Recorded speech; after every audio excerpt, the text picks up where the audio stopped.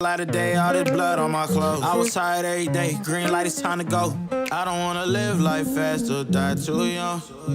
Die too young. 100 miles per hour, might crash, cause the good die young. Yeah, the good die young. Push it to the limit, I can't go no more. Red light, no way, I'm coming back home. Long dirt road, all on my own.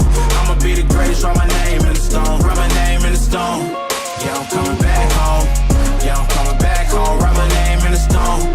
Cause I'm coming back home. Cause I'm coming back home. Right back where I left because I know my people needed me. Diamond in the rough, I don't know what it is they see in me. Go down as a legend in my city cause we beat the streets. Trying to spread the wealth around the block, no I can't keep from me. Told me I should leave. I see the bigger picture and it's way bigger than me. Can't be living like a king, but my people need to eat. If I got it, then you got it, we gon' get back on our feet. And I put that on me. I don't wanna live life fast or die too young. Or die too young. 100 miles per hour might crash cause good die young. Yeah, but here I come. Push it to the limit, I can't go no more. Red light, no way, I'm coming back home. Long dirt road, all on my own. I'ma be the greatest, write my name in the stone. Write my name in the stone. Yeah, I'm coming back home. Yeah, I'm coming back home. Write my name in the stone. Cause I'm coming back home. Cause I'm coming back home. I'm coming back home. I'm coming back home. Y'all coming back home. Y'all coming back home. I'm coming back home. Y'all coming back. Push it to the limit, I can't go no more. Red light, no way, I'm coming back home. Long dirt road, all on my own.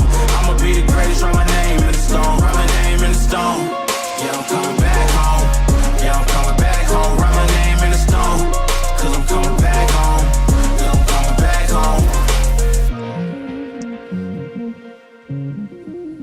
Write my name in the stone. Cause I'm coming back home. Yeah, I'm coming back home. Welcome, everybody. Welcome, welcome, welcome. Kid Sims, Josh Jones, What's and up? who's that other guy over there in the corner? Man, I got glass. Cody Offenbacher, how are you today? Can't hear you, Cody. Man, we're good. Get. Hey, so now I know. Hey, I'm a mess. I don't want to hear about my hat. I'm dirty. If you guys know what we just went through to try to even launch this show, you guys would be laughing. My internet's been down in my building. We had a huge storm last night. I didn't know it till 45 minutes ago. I had to, I've been scrambling to get this show up and running, man. Yeah, man. Been panic and sending messages and just said, man, dude, we got to calm down. They know everybody just being late. Everybody knows that I'm always late, so we got this. Here's what I'm going to do. I'm going to get this rolling, and like I said, I am not involved in this. I'm just kind of emceeing this. I'm producing this. I'm helping these guys out. I'm helping all of us out. So what we've done, everybody that's joining us, we have decided to create something called RC Tech Talk. And the reason we did this, kid, and I'm going to let you take over in just a second, is I don't know if anybody was around over the 24-hour live stream, but it was a huge success, and it was out of control. Everybody was tired, and kid, I'm gonna give you the floor because I'm still getting things ready. I'm going to bow out. I can hear you in the background. Then I'll do my thing. You guys can get everybody up to speed of what we're doing, and then I'll be back in a minute. And so you've got 60 people right now on board. Let me see how many people you have over on YouTube. Let me take a look. Right now over on YouTube, you are sitting at about 12. So you've got about 70. Whoa, your numbers just jumped to 86 people. You have 86 people, kid. Yep. So the floor is yours. I'm gonna get out, and I'll be right here. If you need something, just let me know. Yeah, man. Okay, All you go. Okay, guys. So the format, the idea of this show is basically when you're around your buddies racing and you just talking shop. So that's kind of the idea of the shop. We're gonna talk about one of our sponsors that comes in, but the idea of this is we're just going to talk amongst ourselves. We're going to answer questions as we go along. You're going to get to listen in on two guys that know what they're doing, and one guy, me, that is just kind of just figuring it out too. So, but that's what I mean. I brought two experts in, and then me kind of wrangling them, figuring it you. Um, but so our first show. This is our first pilot. I mean, what do you think, Cody and Josh? Are y'all excited about this? Is this crazy or what? You know, I can hear you fine. Josh, can you? How you sounding? I can hear everybody clear, and I'm ready to get this going, and hopefully we can give everybody some good info tonight. Man, so like I said, so this is if you saw the show from the 24 hour, it was kind of like that. We were basically when we get to the gist of it, we're gonna form up a topic, and the three of us will give our talk. Hopefully, Abel will join us in other shows. We do have some really cool. Already got some special guests lined up for future shows that we're excited about. Okay, so I can't go any further without mentioning our sponsor for this show. It's DDC products, man. So let me see if I can get it here. So DDC, man, he makes these little guys here. Let me find the camera. Da-da-da, there we are. So these like your DDG. I'm sorry, DDG. Why did I not see? I apologize, man. I apologize. So anyway, so they got these. You got the bullhorns. Trying to find the camera. There. Um, anyway, so he makes all the doodads and cool stuff, the scale stuff that you want to put on your cars, and for your 13.5 and your Outlaw. I've seen guys, put these things on their really fast Outlaw cars and still, have no problem going down the track with them. Like I said, the scale and the precision on these things are just super cool. These are some zoomies that I got. I got the bull horns too. They got for me and my wife's 13.5 car. So he's also, if you go to his Facebook page, DDG, and go to his Facebook page and see what he's doing for bodies. He's actually coming up with his own body line too. He's looks like he's working on a split bumper Camaro. He calls it split. He's got a video there. I can hear you. I can hear you. Well, I don't think you've been talking, so. Yeah, I don't think you've been talking. I don't see no lips moving. I can hear you now. So for some reason we can't hear Cody. So let's get Cody up to speed before we continue this, okay? Cody, Yeah. for some reason we can't hear you. Let me see, make sure it's not on my end, boys. This is the pilot show. Now you should be able to hear Cody. Can y'all hear me now? There we go. Yeah. And it's hey, I'll take the blame. I'm okay with that. Watch this. Hey, watch this. You guys, bye. Bye. Bye, Billy. Abracadabra. Abracadabra. This is like we're a pilot show. We're running all this off of cell phones and piping it to Billy, and we're gonna work on. Pretty soon we're gonna have all our stuff. He's gonna get his nice headphones and stuff, and we're gonna make it look a lot more professional. But we really wanted to launch this early and get it going, and then we'll just get how we do everything, man. You figure it out as you go along. But DDG, he also, guys, he's going to give you 10% off on his products right now. All you got to do is when you go in and message him and tell you want to buy something from him, he's going to give you 10% off. You just put Tech Tuesday on the code, and he's giving you 10% off, man. And look at these guys. I mean, how cool would that look on the side of your car? Some zoomies, zoomies being out there. Let me back it up. God, I can't find the camera.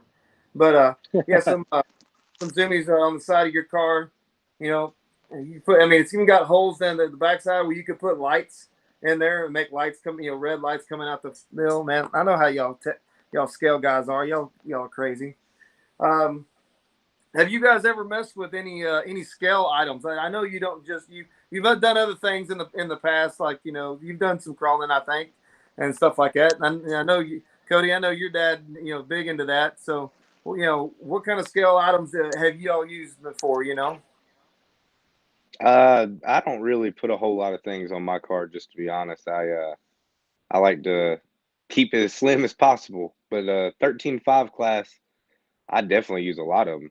Yeah, that in a bracket car. I think say Yeah, you. bracket card even. Yeah.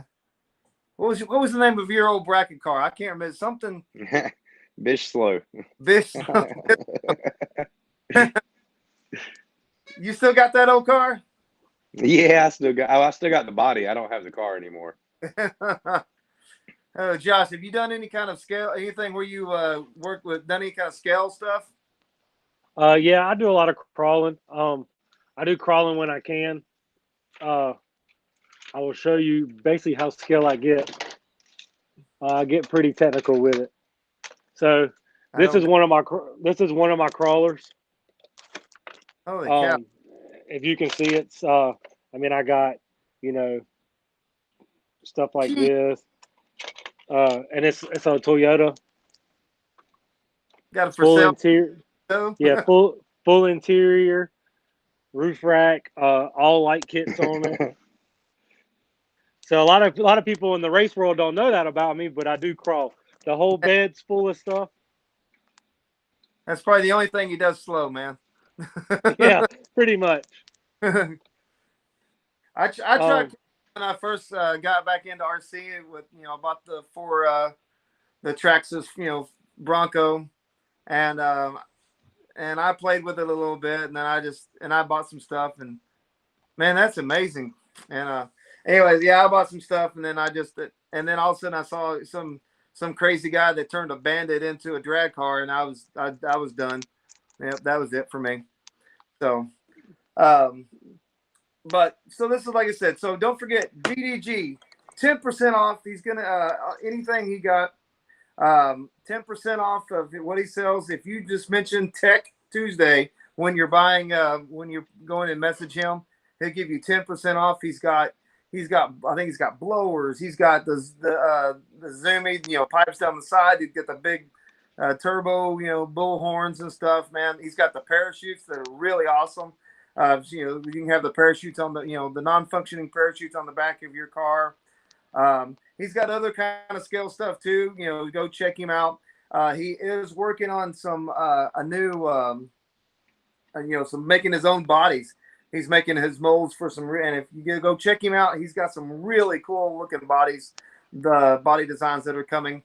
I can't wait to see those things in person. Again, man, DDG, 10% off Tech Tuesday.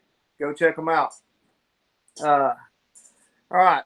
So I told these guys to come up with a topic for a new guy. Something to help the new guy. I know probably, like I said, most of us have on here, are not nearly that new, but still, I mean, we all learned something, and maybe we can give them some information that they can tell somebody else that is new that's in their community. So I'm gonna throw Josh under the bus just right off the bat. What advice would you give a new guy right off the bat? This is actually going to relate to what you just said. Actually, when I got into this has been a little over a year ago. I'm gonna say 2 years. I'm not really going to be accurate on that. Right. But I literally got on YouTube one day, and I've always liked real drag cars, and I seen a guy convert a Bandit into a drag car, and just seeing that gave me interest to want to build one. So the first one I built happened to not be an HCG. I had a high center gravity slash, and I turned one into it. And then I realized that obviously, a high center gravity chassis isn't the way to go. So I went and got a box stock, Bandit, got an LCG chassis and built it just like that. The main thing that was my concern, I left the VXL system in the car. And being as my first focus was suspension. I focused completely only on suspension for a car that was consistent and straight before I tried to put power to a car. So I think the biggest thing is making sure you have your car dialed in as far as what suspension you want to run, the type of tow you want to run, the camber, and all that stuff. And once you have a good working stock car, then you put a system in it, and you start learning from there. Awesome. Great advice. Great advice. Okay, Cody, come on, bring it in. What you got? Best advice I can tell anyone is work with what you have. Learn the equipment at hand. Learn what you're working with. Learn the car. The more you can learn about the car that you're running, the more you're going to be able to learn that car and make it faster. If you switch setups every time, something new and hot comes out, then you're starting over every time. So find something you like, learn it, stick with it, make it fast. Then later on down the road, switch to something else. And also focus on one car. Don't try to focus on 6, 7 cars at a time. When you got an hour to test at the track, you only, you can't test 6 or 7 cars. If you watch me, I only race one car unless it's a double entry event. Then I'll race 2 cars. Outside of that, one car hits the track on race day because it's too much headache to try to tune more than one car or tune more than one setup. And even if your cars are identical, chances are they're not identical. Yep. And not trying to cut nobody off. If y'all listen to what Cody just said, he has 2 cars. Pay attention to Cody. Cody focuses on one car that he wants to really, really work. Then he's got a car that's A to B, but it's fast. And he knows that car can set down and go A to B. So if he sets that car down, tests that car, and the car goes A to B, then he don't touch that car anymore. He focuses on the car that he wants to make sure it goes round. Mm-hmm. Yep. Awesome. Good, like you said. Okay, so I guess my tech tip would be so I'm going to go like say you're brand new. I mean, brand new. Get a car you like, with your body, and make that car look exactly like you want it. If you need help doing that, basically, I'm the body guy. I like making my cars look awesome, and they don't necessarily go fast, but they darn sure look good doing it. That's right. They look good. Make this into fun. Make this car go as look as cool as you want it to do, man. Take tons of pictures of that car. Show your mom, your dad, your grandma, your son, your cousin, and show them what you think, how they look. I mean, because that's going to be the passion of this thing. And then so we go. So I'm seeing something that's throwing me off.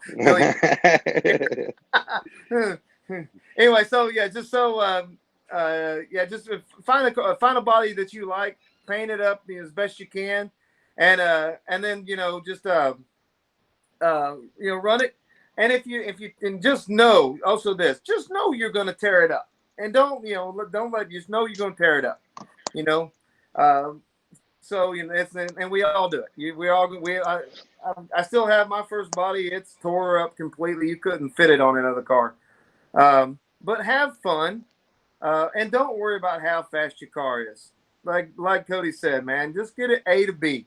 A to B. If it's not going A to B and you cannot figure it out how to make it go A and B, get to somebody that you're to a race, a hobby store, or something, and get somebody to help you out, man. And don't just get. We're always willing to help. Just don't get there and get frustrated. We the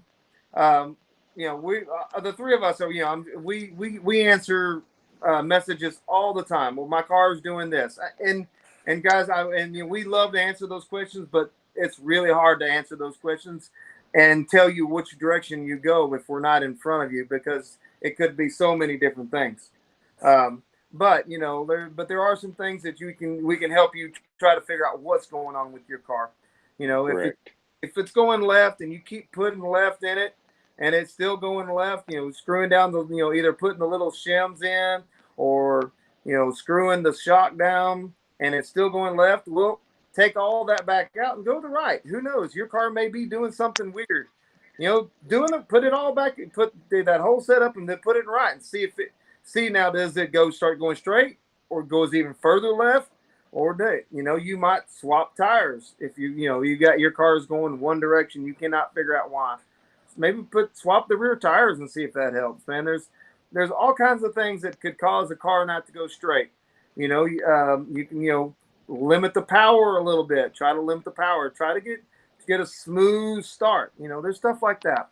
But just don't sit there and get frustrated and throw it in the corner and don't touch it again.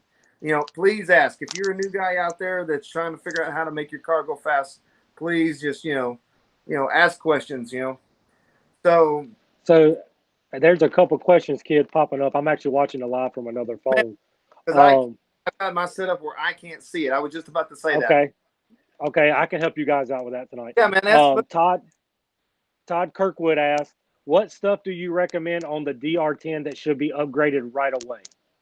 Okay, Josh, that's you and kid. I've never had a DR10. I can say I've actually answered this question a few times. Right off the bat, when someone has a DR10 and they come to me, right off the bat, I let them know about the gyro in it. That they're gonna, if they want to race with a competitive league, they're gonna have to swap that. Unfortunately, a lot of the places won't let them do that. But if you do have a place they let you have the gyro, by all means, keep it in there. The first thing you want to do is swap your shock oil and change your diff fluid. Okay, those two things. And if you can afford it, upgrade your rear tires. Unfortunately, the DR10, the tires that come with the DR10, they're okay for playing on the street, but once you get at the track, and they're not really predictable. They're very, very, very inconsistent tires. Well, yeah, they're really consistent. So I would say that right off the bat.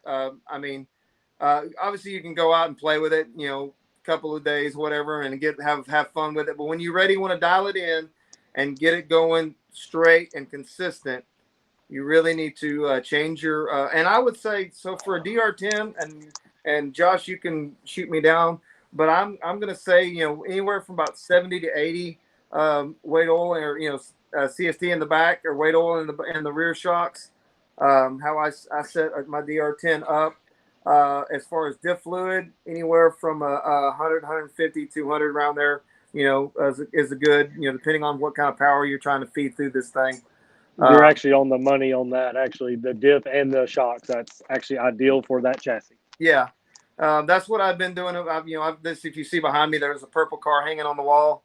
That's my wife's. That's her 13.5 DR10 chassis.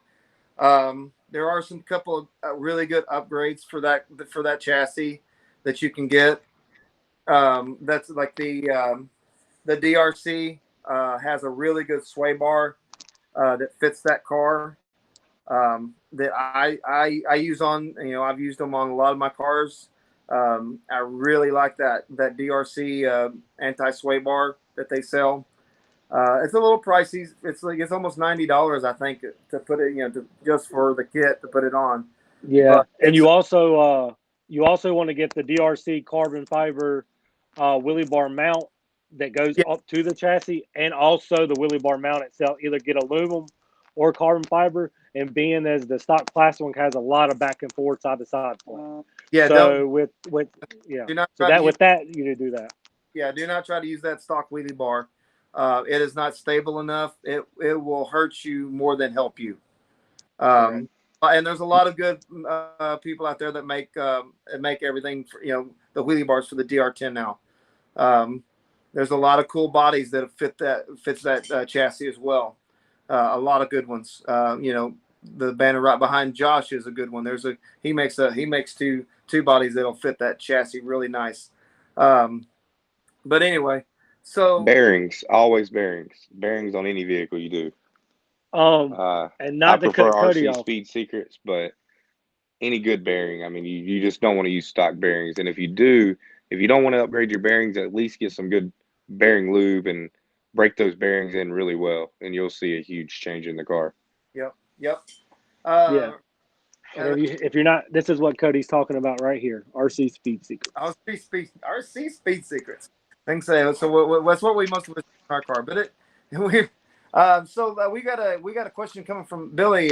Shoot me up that question. Can you put it up where I can see it? Hopefully you can. All right. Can y'all read that? Yeah. I cannot see it. I got a shadow over it. But Cody, can you see that one? The question from YouTube? No, I cannot. Let me turn. Hold on. Give me 1 second, guys. I went away when I done that. There it is. Now I can see it. All right. Question: My car, like half to 3/4 track, starts to lift its tires. Great takeoff, goes straight, but starts to lift. Well, like I say, so I'm, if when it says lift, are we talking body lift, or is it just kicking back on the wheelie bars really hard? And it's what do you think? I mean, I would say the way it sounds to me, it sounds like he's, that's when his timing's coming in and Right. it's starting to lift. You can either get your aerodynamics better, maybe put a little weight in the nose, or put your bar lower. If you can go lower on the bar without upsetting the takeoff, I Mm-hmm. would recommend putting the bar lower. I don't run a sprung bar, and the way I set my bar is what, Judge, about a 1/4 inch off the ground. That's about it, isn't it? Yeah. Yeah, we're running 1/4 of an inch right now. Yep, Yeah. and then that just let the suspension do the rest of the work once the bar touches, Right. rather than using a sprung wheelie bar. Now everybody's setup's different, but for us, we just put the bar down lower. Yeah. If you're running a sprung bar, I would say maybe go stiffer on the shock spring, or maybe a little stiffer on the fluid to try to dampen it a little more whenever the power comes in to keep it from, lifting through that shock. Well, and also, I mean, you might play with your weight balance too. Yes, absolutely. That could be a lot of what's going on. In there, you could soften if you have, depending on what ESC you run, you could soften the transition between the stages. If it's a DRK, you can soften your hit, as you go on. I mean, but it sounds like it's hitting, whatever it's doing, it's hitting pretty hard and lifting, you know. So there's like a lot of things you can try. Now, I will say this, and I'm sure these guys will back me up.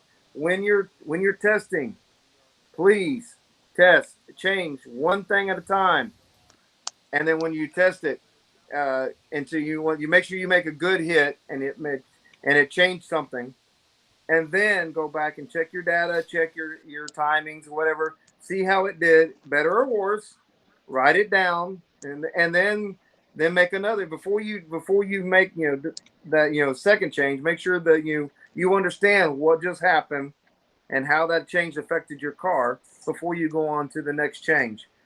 If you, like I said, you dropped your wheelie bar down a little bit, make a hit. Did it help? Did it hurt? Make some good hits, and then go and adjust it a little bit more, and then until you find what too far is, and you'll know. And then once you get that really happy and exactly where you want it, and you made your hits, um, and then you might try check put a crank down on your rear shocks, or crank up on your rear shocks. And there's several things you can try, but I'm trying to explain to you is when you change something, you want to do one change at a time. And because if you change multiple things at a time, you're never going to know what affected it, what made the difference. And or even worse, you could do exactly the same, because one change helped you and one change hurts you, and you have no idea which one now. So I always say is one. It's an old racer thing. One change at a time. So, kid, I don't know if you've seen that question, but the question that we were replying to on the wheelie bar, Yeah. they said that yes, they run a sprung wheelie bar in the rear. So, with that being said, with your sprung wheelie bar, as Cody said, I would try stiffer springs in the rear. Um, if that doesn't work and you like the rebound of the stiffer springs, try lowering that sprung bar just a little. I see a lot of guys with sprung bars normally about a half an inch off the ground off their hit. I haven't ran a sprung bar, so I don't know the logic behind why they do that, but I've seen a lot of sprung bars be about a half an inch off the ground from the hit. Yeah. Now they do run a little more travel in their suspension, so what that does is it actually squats, hits the sprung bar, and then it levels the front out. That's what the ideal of that bar is supposed to do. Yeah. And if you do have any timing coming in during the transition through your run, if you got good aero, as Cody stated again, if you have good aero, when the car starts sucking down to the ground and gets up on that sprung bar, it gives just enough for that bar to keep it straight. Yeah. So with that being said, that's got my probably what I would try. so my new chassis. I'm going to try it out on my new chassis and see try to figure this guy out. Because man, I mean, it's how it is in this sport hobby. It's monkey see, monkey do. We're and all of us are not pretty much the same. Monkey see, monkey do. So I got one coming, and I'm gonna give it a whirl and try it out. All right, Able Lips. I can see the questions now. Look at here. I want to run a 1.0 Negative Ghost Rider. yeah. Well, I don't know. He can go 8-scale Castle ESC and send that thing down the track. Maybe You can try it. I'd like to watch. I see another question here asking if we use spools or if we would consider using a spool. I don't. I don't either. I'm a firm believer in diff fluid. I think we all three are. Yeah, definitely. Yeah, and it was weird. X-Ray come out in 2021. They come out with a different diff. It's a active diff. So the idea behind it is the harder it torques, the tighter it gets. One of my teammates, Dino, he's experimented with it. He's had mixed results, which is never good, with a new product, especially with drag car, is having mixed results. So that tells us it's inconsistent. But he's trying to give it some time right now. And if anybody uses a spool, I mean, I know of a Corey Lively in Virginia uses a spool, and he's very fast and consistent. So like it's another one of those things. No matter if we do it or not, it doesn't mean that it's right or wrong. Definitely. There's 1,000 different ways to go fast with this drag racing, and I think that's what's fun for all of us. Yeah, and there's no cookie cutter way to do it. Yeah, like I said, I mean, if none of you guys, if any of you guys been to like the big races, that's one of the main reasons everybody should go attend a big race, because when you're at your local race, and that is great, and that's but you're against you're with that same 20 guys that you always race with, and so the pool of information you're drawing from is from those 20 guys. If you go to a big race, man, you got the 200, you got 200 different ways to do this thing, man, and So I saw the question popped up, said, "Hey kid, but I got a shadow on it. I got a thing on my phone, can't see it." They were thanking you for your info you gave them on the 24-hour show, kid. Oh man, hey, I appreciate that. I appreciate that a ton. And that's where this show come by. I mean, literally, we were sitting out front and talking, and then Cody threw us up on, said, "Guys, I need you to get on the show." And so we kind of threw this little format together. It worked. Everybody seemed to like it. So Billy, with his great mind, said, "We're going to do it again, and we're going to make an actual show out of it." So I think we're going to have a lot of fun with this, and hopefully we'll, in the process, put out some pretty good information for you guys. And I don't know if people have seen in the comments on the live from Desert Hobbies right now, but Dino answered the sprung bar, which if y'all know Dino Thompson, he does run a sprung bar. He said he prefers his closer to the ground. So I'm going to take that advice, being that's what he really runs on all his cars. And he knows how to use it. And Dino is a fast guy. He's got a very consistent car, and it goes straight. So he's saying run the bar a little closer to the ground. So I'd advise before changing your spring rate, fluid, or anything in your sprung bar, lower the bar. Yeah, take it down a 1/4 inch and see how the car takes it. I can tell you right now, like I said, Dino's a close. He's me and Dino were like Cody and Josh, and so yeah, he's been helping me build my my pro chassis from Royalty.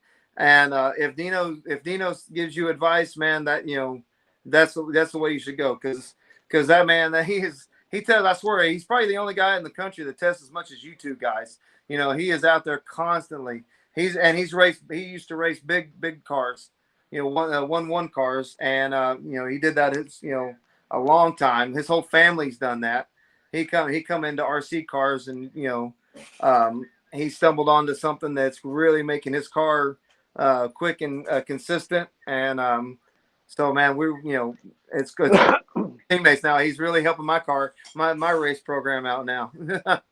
So I seen a question asking if we should use if we recommend using a ready to run or buying someone else's build. I'd like to touch on that. I always recommend buy new if you can. And the main reason being is when you buy someone else's build, you don't know what's bent, you don't know what's not bent. And if you do buy someone else's build, just make sure you thoroughly go through it, all the pins, screws, everything, and make sure you check all that before you start, giving yourself a headache chasing something you didn't know was wrong with the car. The benefits to getting ready to run is you can learn the stock chassis first, learn how to tune a car, especially when you're new, and then you can buy about any carbon fiber chassis on the market and use your car that you already have as a donor car when you're ready. Yeah, man, I would second that, 100%. I did a trade for a car one day, and I was, it's a 2.4 consistent runner everyday car. I'm like, okay. Well, the thing I was trading a DTS system for that I was not going to use anymore. And so I thought, well, worst case scenario, I'll get the parts. Man, I got the car in, and it might have been a 2.5 car. If you threw it out of an airplane, there was no way this car, could go. I mean, they had mismatched parts. It's like I said. So, as anything, and anything, buyer beware. But if you're, depending on what you want to do with it, if you want a car that is going to help you be successful in this sport, hobby, then start with a brand new, unless you just saw that car go right down the track, and then the guy hands it to you and go, hey, you want to buy this? I would say go buy new and work on and go build it up. I think we got another question coming in. Another question reaction. Why do reaction question. Why do they not touch the main part of the tire to do reaction, not think about it? I'm not really sure. I can say that I've tried them and I wasn't a fan. We actually had that same problem, if you want us to be honest. Yeah, we had the same problem and we were not a fan of them. So what's it? What are they doing?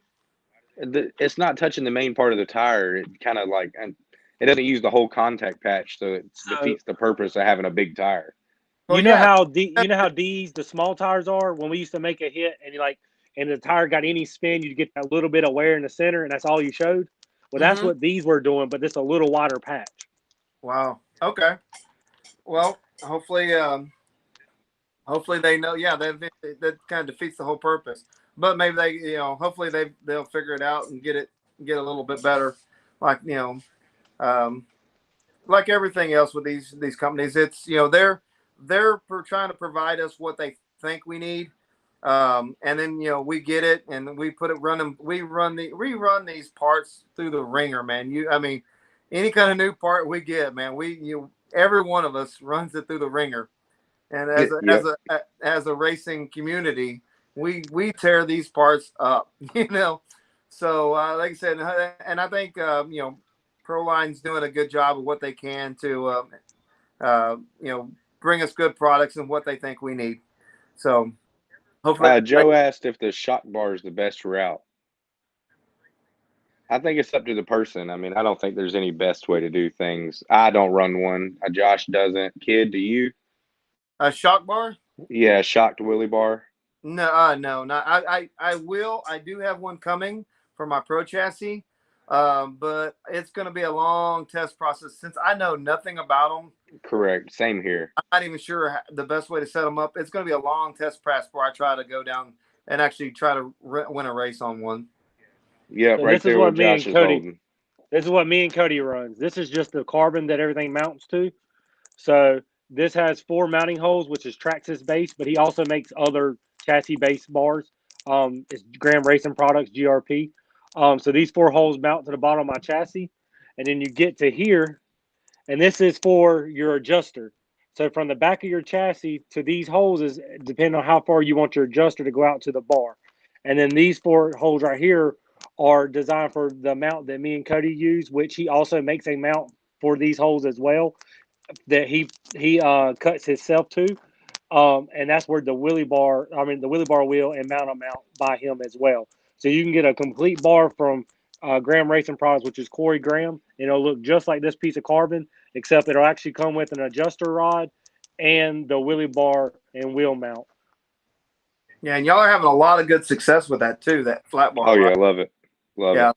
I'm still, believe it or not, man, guys, I am still running the old Jake's Hobbies the 10-inch bar that he made back, put out there about a year and a half ago. Yep, yep. I think I'm still running my original 10-inch bar. I haven't gone to the now that we can go 15 inches at some races. I haven't shot it out there very far, but it's one of those things, man. It's working for me. I've got it on 2 of my cars, and I've got plenty of backup parts for them if I do break one at a race. So It just goes back to the what I was saying earlier. You learn what you have, and that's what works for you. There's yeah, no right or wrong setup. It's what you know how to make work. right, exactly. Yeah, I go. don't know if anybody else is curious. This is his other bar that he makes as well. So it's wider, and then it goes to a thinner bar, and this is the mount and wheel that he produces with his bar. Now, or does he make I've seen somebody that runs those flat bars that make an adjustable wheel. Does he make that adjustable wheel, or is that somebody else I'm thinking of? That's probably somebody else. He doesn't make ones adjusted. It's a solid piece. Okay. I'm pretty sure he's making them out of aluminum, and he might still or metal, and he might still be doing Durlin, but I know this one is a metal one. This mount. Okay. All right. So Ricky Jug and Reed got a good question. Good topic. We'll get off the hot wheelie bars now. Go on to something else. Fun stuff. Mid motor, and I know what all of us was running, but I know you two guys have got a lot of experience with that rear motor, and y'all went really fast with that rear motor for a lot of years, for a lot of time. So let's dive into this rear motor or mid motor discussion. So First, so rear motor is going to be a lot easier to set up. It's going to be a lot easier to make it hook up and go fast. But in my opinion, I think the mid motor is going to be the faster car in the long run once you learn both of them. yeah, I agree. The mid motor is definitely a tougher setup. I will say that it was a little bit of a learning curve getting the mid motor to perform even at the level that the rear motor was. But once you figure out that weight balance and the what the car likes, man, the mid motor is tough to beat. It's tough for me. I don't think I would go back to a rear motor. There's certain tracks where people say, "Oh, rear motor's better." I'm not 100% sure of that. I think you can do a little suspension adjustment and you can make your mid motor hook just as hard, even on a slick surface. I've been on some pretty slick surfaces in my travels, and I feel like even the slickest surface with the right changes, you can go down with a mid motor.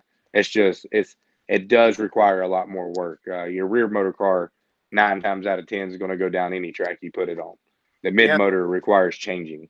Yeah, so remember when we were the 3 of us actually when we were taking me and Billy were taking these 2 cats to the airport. We stopped in Arizona and Coy. A lot of you know Coy. Coy was having his race at his spot. Well, they just resurfaced the road, and a lot of the guys were having trouble with the surface. And the guys that picked it up the quickest were the rear motor guys. But you had the top dogs out there that they figured it out fairly quick. But the guys that were able to make adjustments easy and fastest were the rear motor guys. And Correct. but that was it because I ran rear motor all the way up to Vegas, and then after Vegas, I was when I made the switch and got away from rear motor stuff. So. And I don't like I said, for me, when I switched from a rear motor Traxxas to a mid motor X-ray chassis, it was night and day. But mine was consistently straight, arrow straight right out of the box. So it was kind of it was kind of, you know, I was expecting a really hard time of getting this mid motor car to go straight and be consistent. And for me, it was almost the exact opposite of that.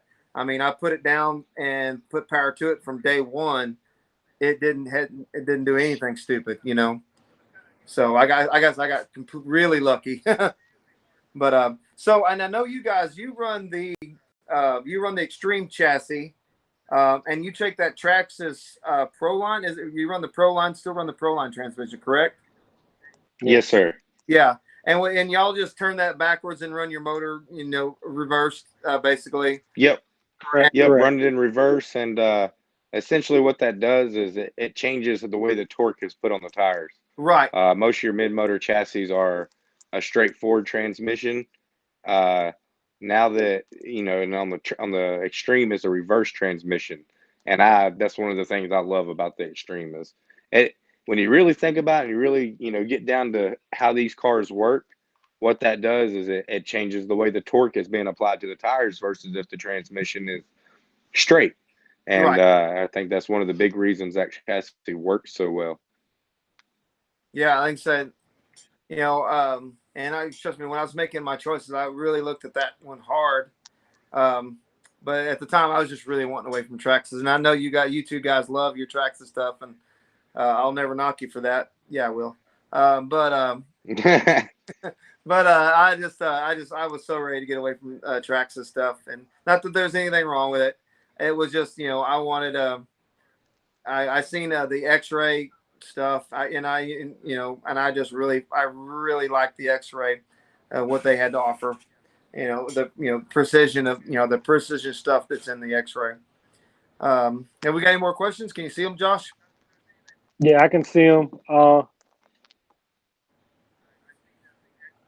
Somebody, Harley Carter asked if we run toe or zero in the rear. Um, I run one negative in the rear. No, I don't positive. positive. I'm sorry. I run one positive in the rear. I think Cody does too. Yes. I don't know about Kid. I run a little bit of toe in the rear, and I try to. So when I set my chassis up, everybody seen my car, and I bury the front end. So my chassis already has a really hard rake in it. So therefore, I don't have to mess too much with the.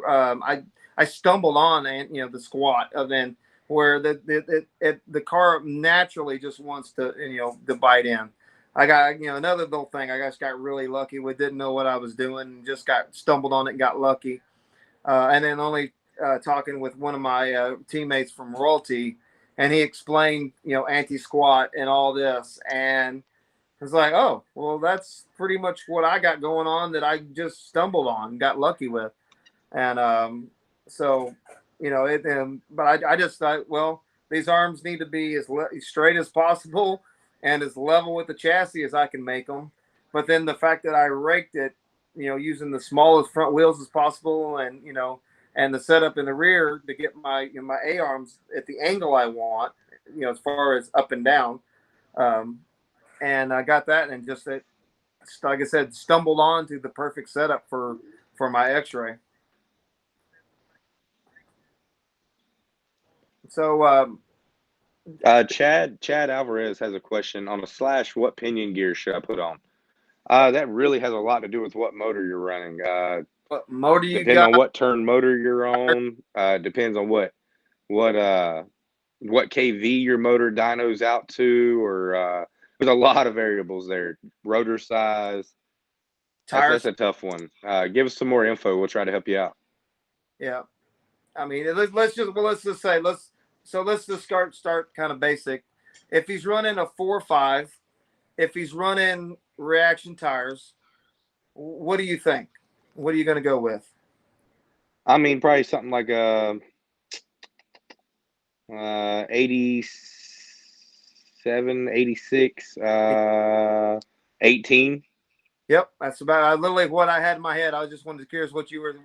Yeah, I mean, like I said, so yeah, but Chad, it really all depends on what your car, and so please know this. Even if we tell you exactly, if we even know exactly what you have, we still don't know what surface you're driving on. So when we give you Correct. a gear ratio, that is merely a starting point. The best thing to do is, take that 86, 87, get, a couple sizes below and a couple sizes above that spur gear, and get that 18 pinion and get 4 sizes bigger and 4 sizes smaller, and start with the one, and just start with your pinion and just start running it and seeing how the car performs with that.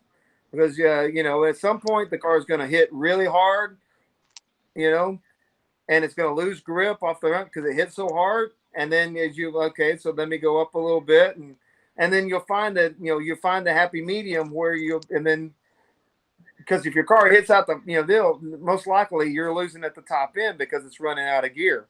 Go ahead.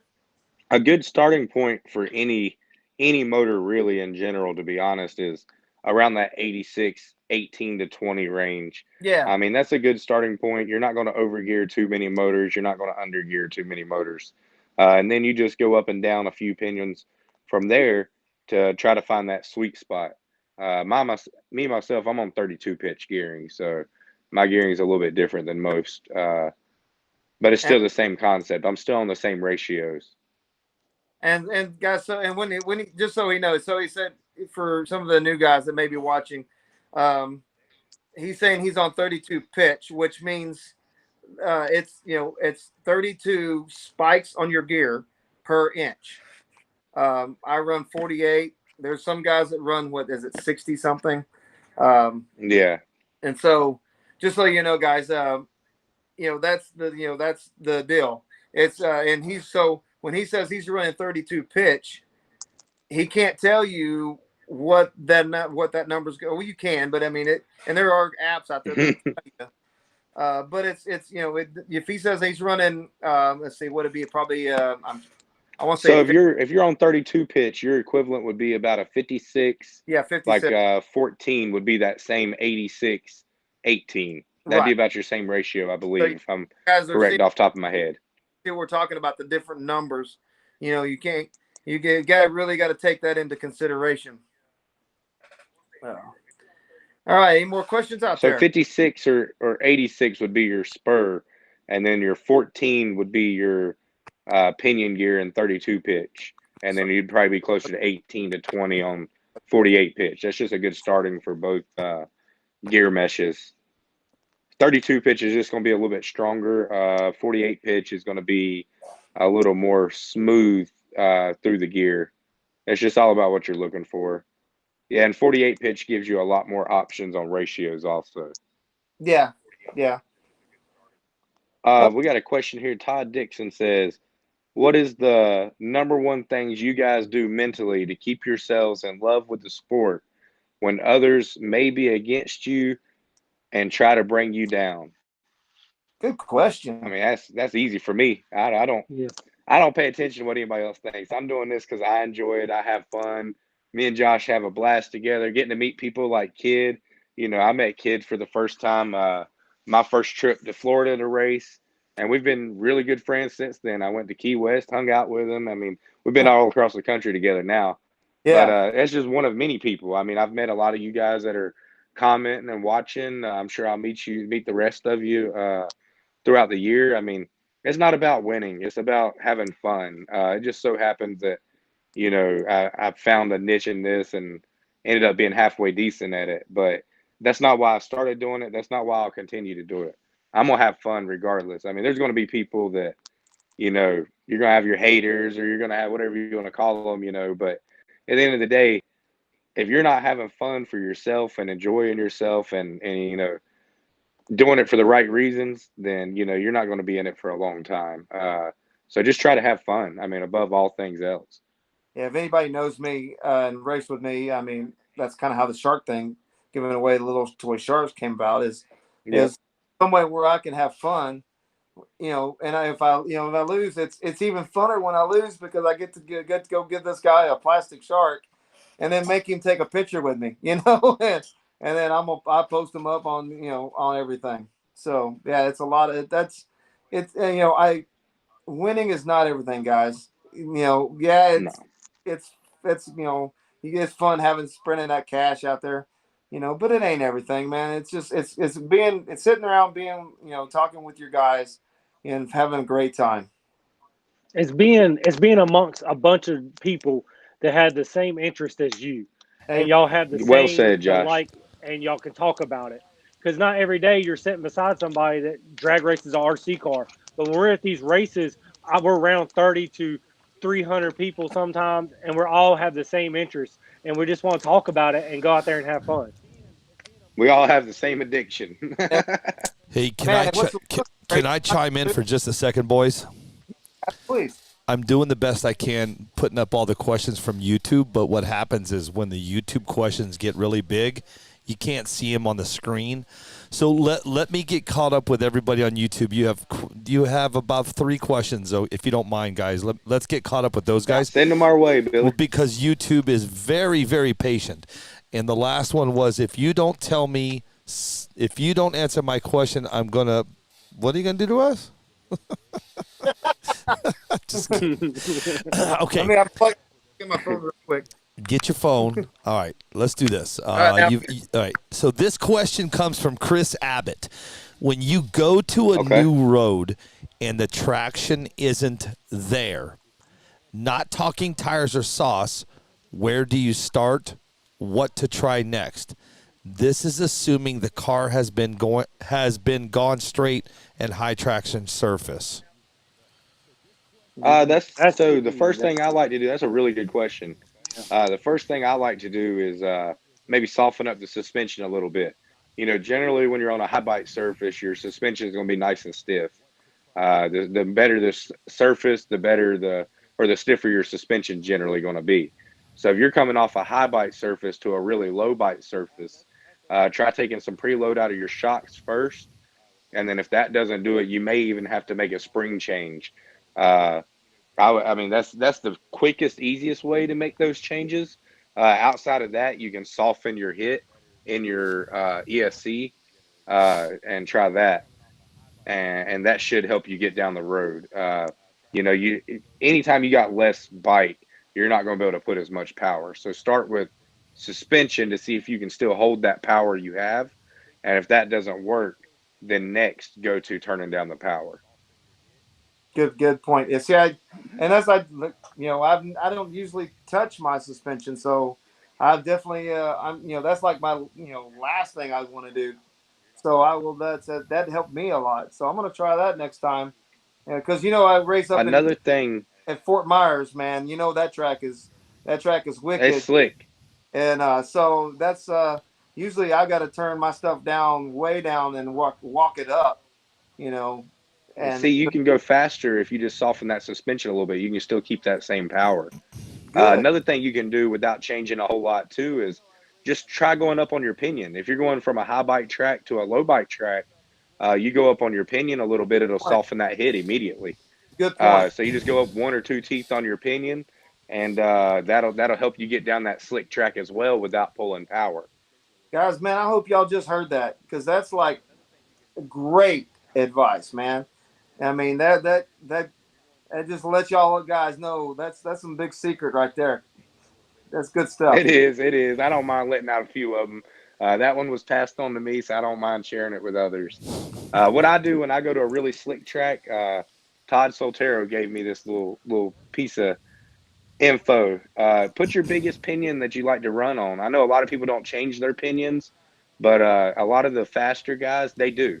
They will, based on traction, based on what the surface is like, they'll go up or down on their pinion. And that the best advice I've been given was from Todd, and he told me start with your biggest pinion. That way, that's your softest your car is going to run without changing your tune, and you know it's going to go down the track. If that don't go down the track, then I mean you got to start working in your ESC, or you got to Right. work on your tire prep or what have you. But if it does go down the track, then you can start going down on your pinion to something a little more aggressive and see if you can't put down even more power.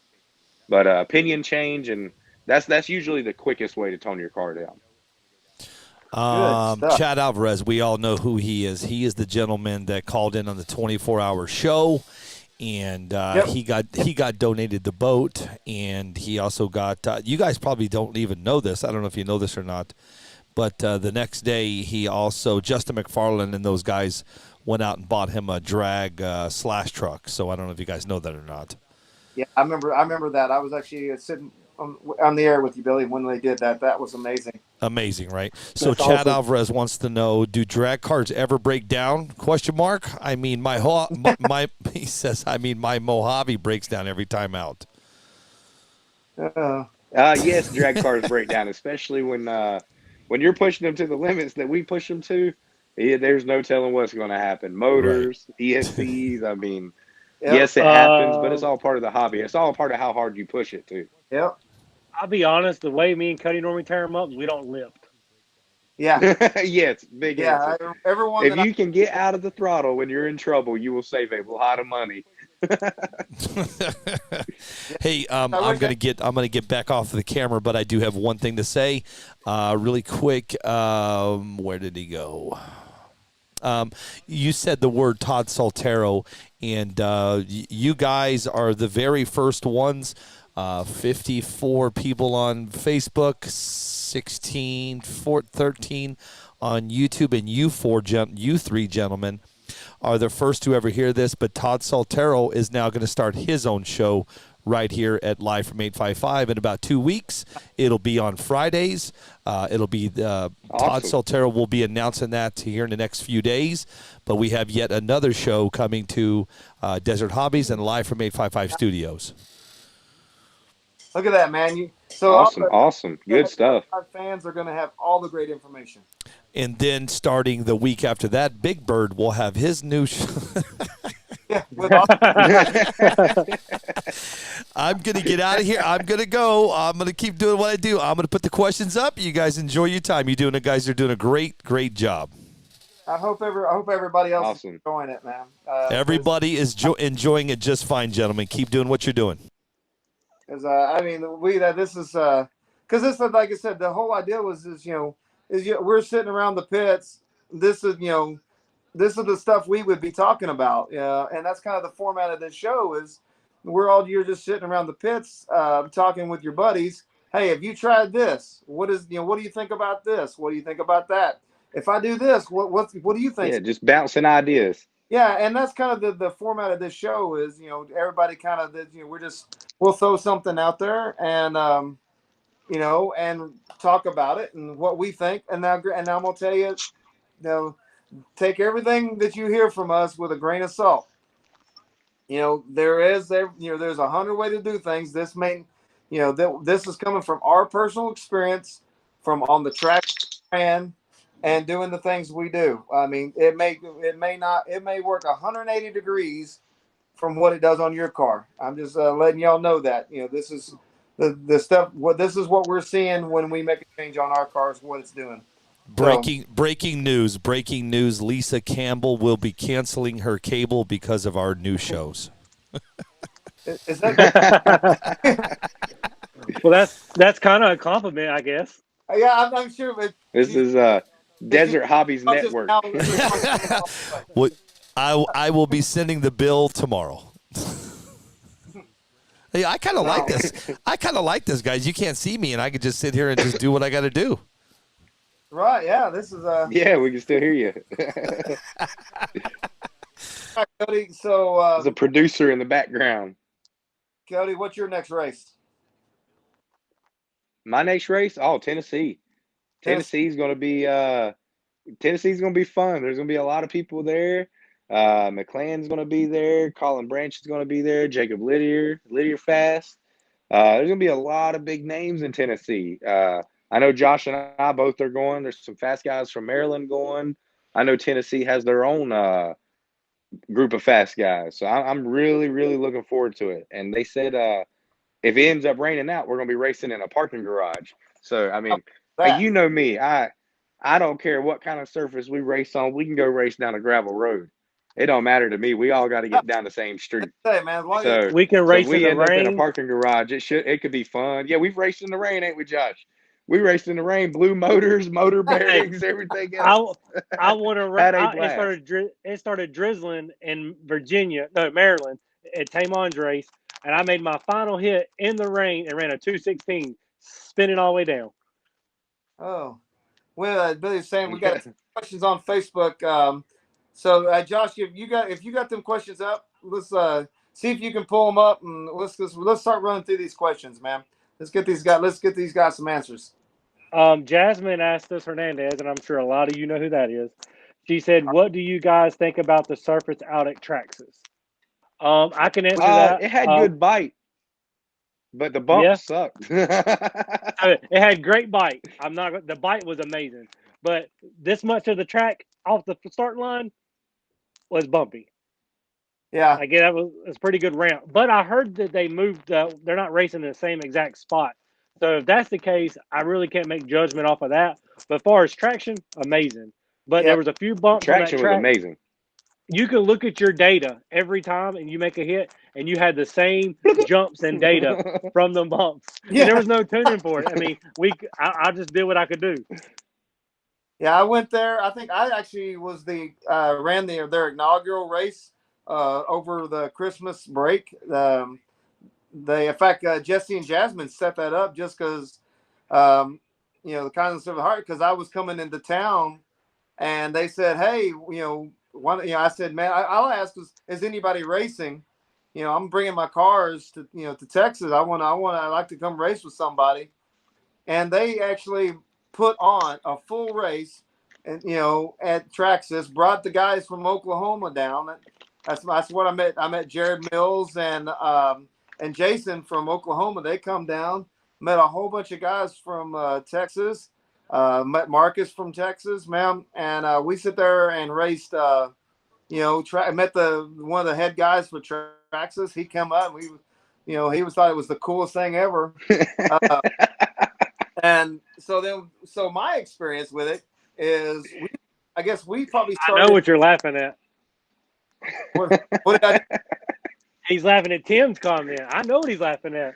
Oh, because I can't see. No, I'm laughing at Daniel's. I'm laughing at Daniel's comment. He said, "Josh, I see you're wearing your name with a shirt, or wearing a shirt with your name on it."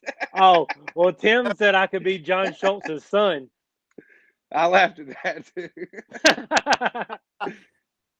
He's got his name on his shirt, guys, so that everybody knows who he is. So if any PA guys are watching right now, look, my name is on my shirt. This is an inside joke. Oh man. Name on your back of your belt if you're in Texas.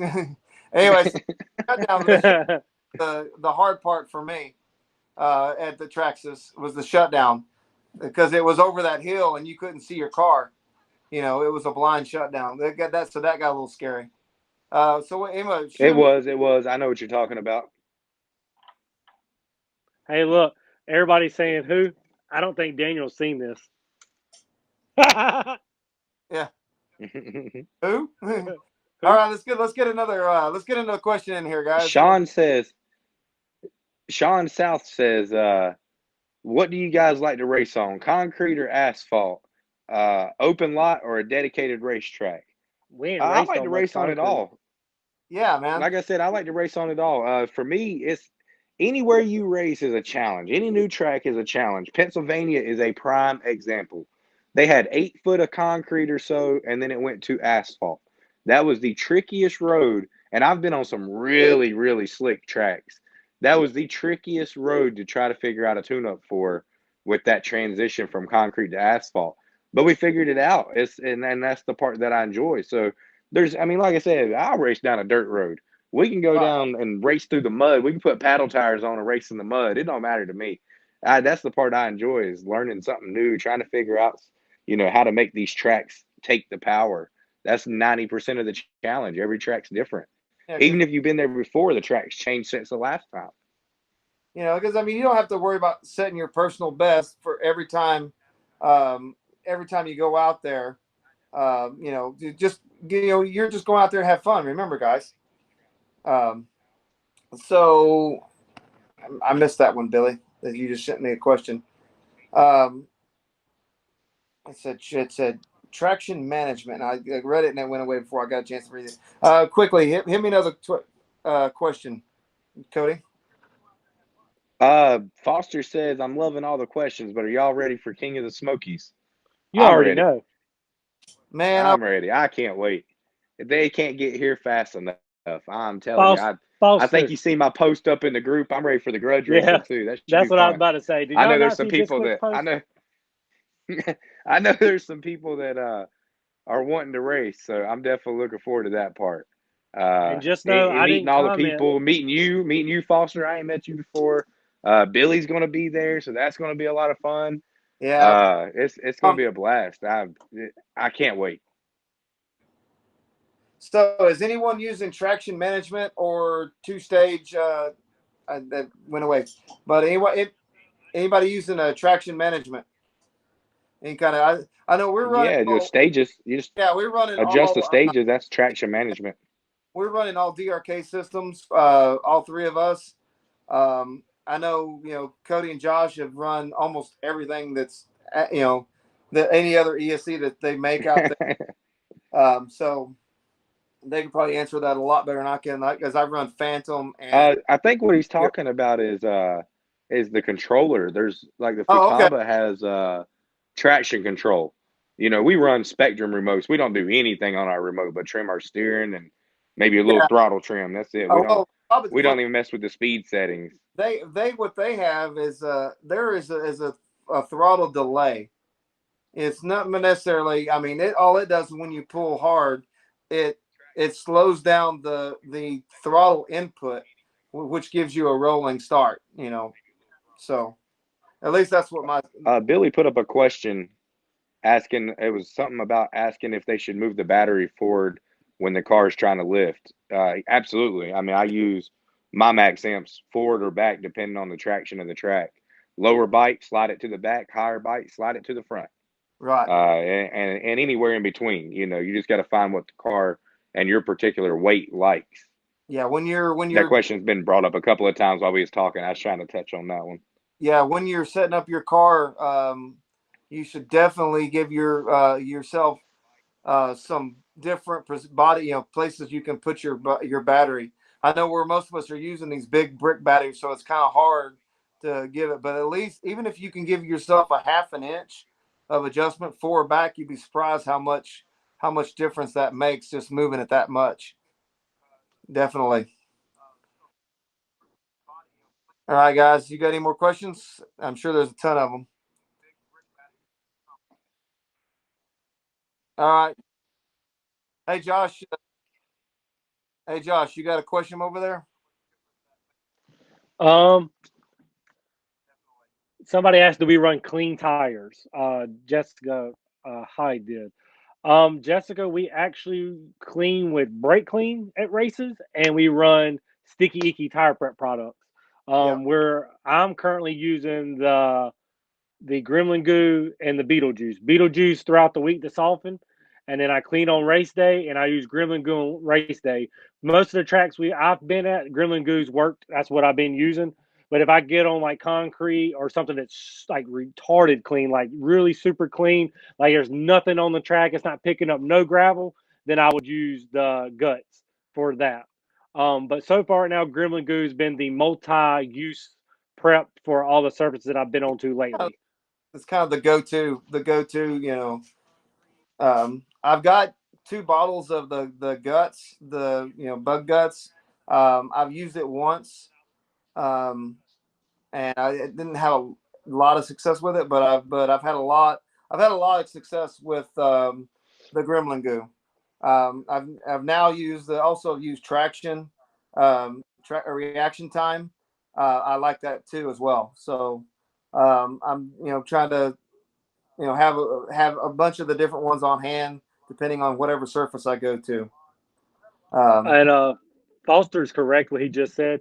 Foster said you can have 2 cars exactly set up the same way and they'll run different. And Foster, you're correct. Me and Cody have cars set up identical, and there's little tweaks every race we're at that might be just one little thing different than his and my car for them to work exactly the same.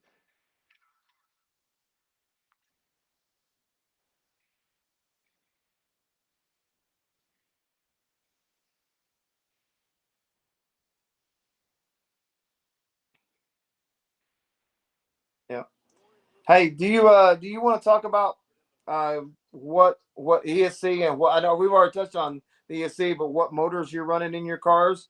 And if you don't, just say no. I'd rather keep that to me. But I think that everybody would be interested to know what you're running as far as motors are.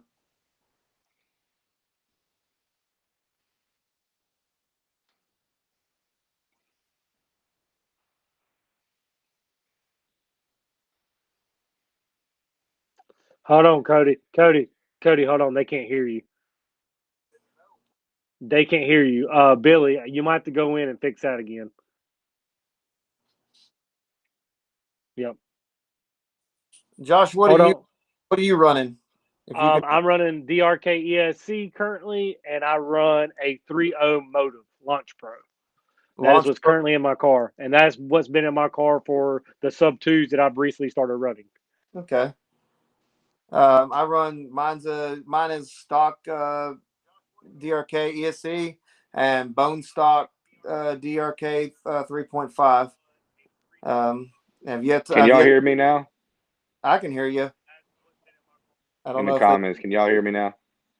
can you hear him in Facebook land. Da da da. Oh, let's kind of just chime in every once in a while, Cody, and we'll keep going. What have we got another question, Josh? I'm looking now. And Looks like next, they can hear me now. I run a Slipper.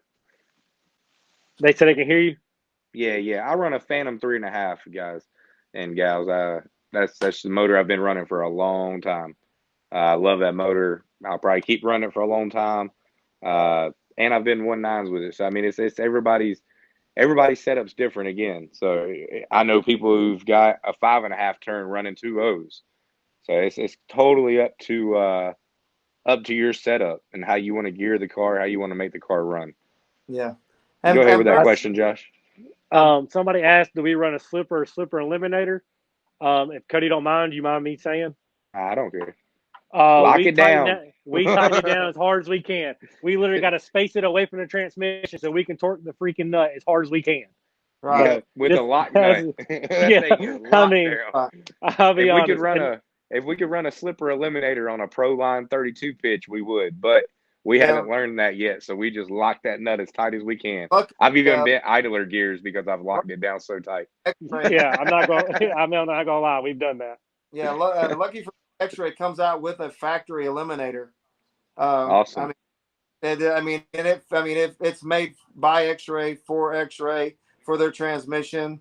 It's they got right there everything you need, and it's the way I go. All my cars are slipper eliminator. And I've seen this question earlier, and we didn't actually answer it, and it covers you, kid, a little bit. Oh no, Rake to front or back. We lower the front and go higher in the back. That's the rake you want. yeah, Yes. You don't want vice versa because you're just going to cause draft in the front, and you're going to cause the car to want to flip over. And any type of drag getting underneath the front of the car is bad. It's going to slow you down. You yeah. want It's less air in the front and cool. more coming out the back. It looks cooler when the nose is down.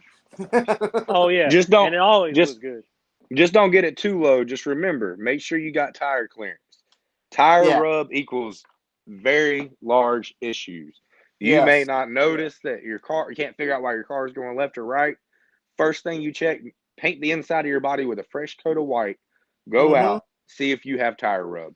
If you have any tire rub on your body, raise the body up, whatever you got to do to get rid of that tire rub. Until you get rid of it, you're going to be fighting issues and you won't know what it is. That's a And Now, big hopefully, tech tip I got. well, prime example of that is me and Cody are in Ohio, and this is for me. Cody had already been running his Trans Slam for like a race or two, and I hadn't had a chance to really get my car set up for the body yet. Because if you guys know, you hear me say I work a ton, so it's hard to get free time. So I was in Ohio, and I told Cody, I said, I'm gonna test this body today. There's an open area, I gotta test. So every time I made a hit, I would GNSS it, look at the ET, and then pick the car up and look for the rub in the front. And I was trimming my fender wells every hit until the car finally ran straight and ran a good number. right. Yeah. Uh, So everybody knows I cut my body's way down. Um, but what I do is I go out there and I take all the pretty pictures with it buried in the weeds, and then I go and adjust my shocks and Yep. then everything where I don't recut the body, but I go ahead and adjusted the suspension to where it rides up a little higher, and then I'm locking up. I'm not tearing anything up. Dad asked a good question. He said, "How do you guys get your mind right and focused when you get in the beams?" Josh, you start with Oh, that one. sometimes you don't get it right. Um, I mean, Good I've went red. answer.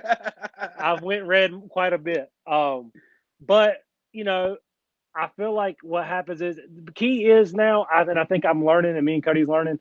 Don't put too much pressure on yourself. Yes, winning's good, and you want to win. Everybody does. But when you get your mind so set on that, that's where you make mistakes.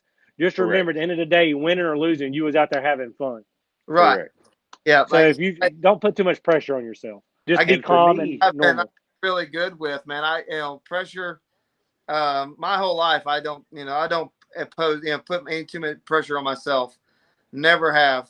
for You know, me, so for it's just that's why island life works so well for me.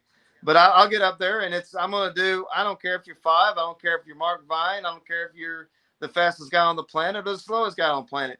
I'm at that point. I'm just racing me. that's I'm right. gonna I'm gonna make my car do the best it can at that particular second of time. Run your And lane, yes, sir. yep. And if it does that, then I've won. No matter what happens in that other lane, you know. So that's Um, how I approach things. this right here happened to me in Florida, and John Schultz was out there. And since I've looked like John Schultz's son, I guess I'll say this. Me and Cody were out there, and it was our first day ever with R1.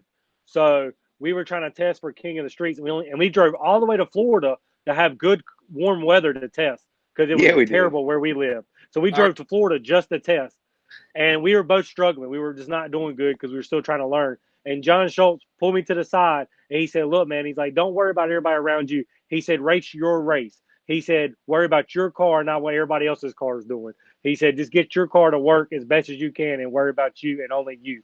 He said, "The moment you stop worrying about anybody else's car or what the other numbers are around you, the faster you'll get." And that's Yeah, what we do. right. I mean, and that's a super good tip for a beginner too, as well as all the professional driver out there. Just worry about you. I mean, because you are only responsible for your car. That's the only thing you can control is you and your car. Do whatever the best your car can do on that particular run at that particular time, on this particular surface. And if it did the best it can, you ought to be happy with that. If it didn't do the best it can, then you know where you need to change. It's that simple.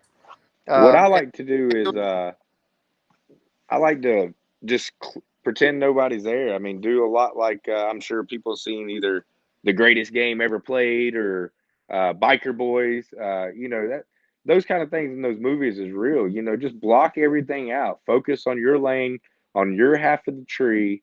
Like Kid said, you run your lane. I mean, you can't do nothing beyond that.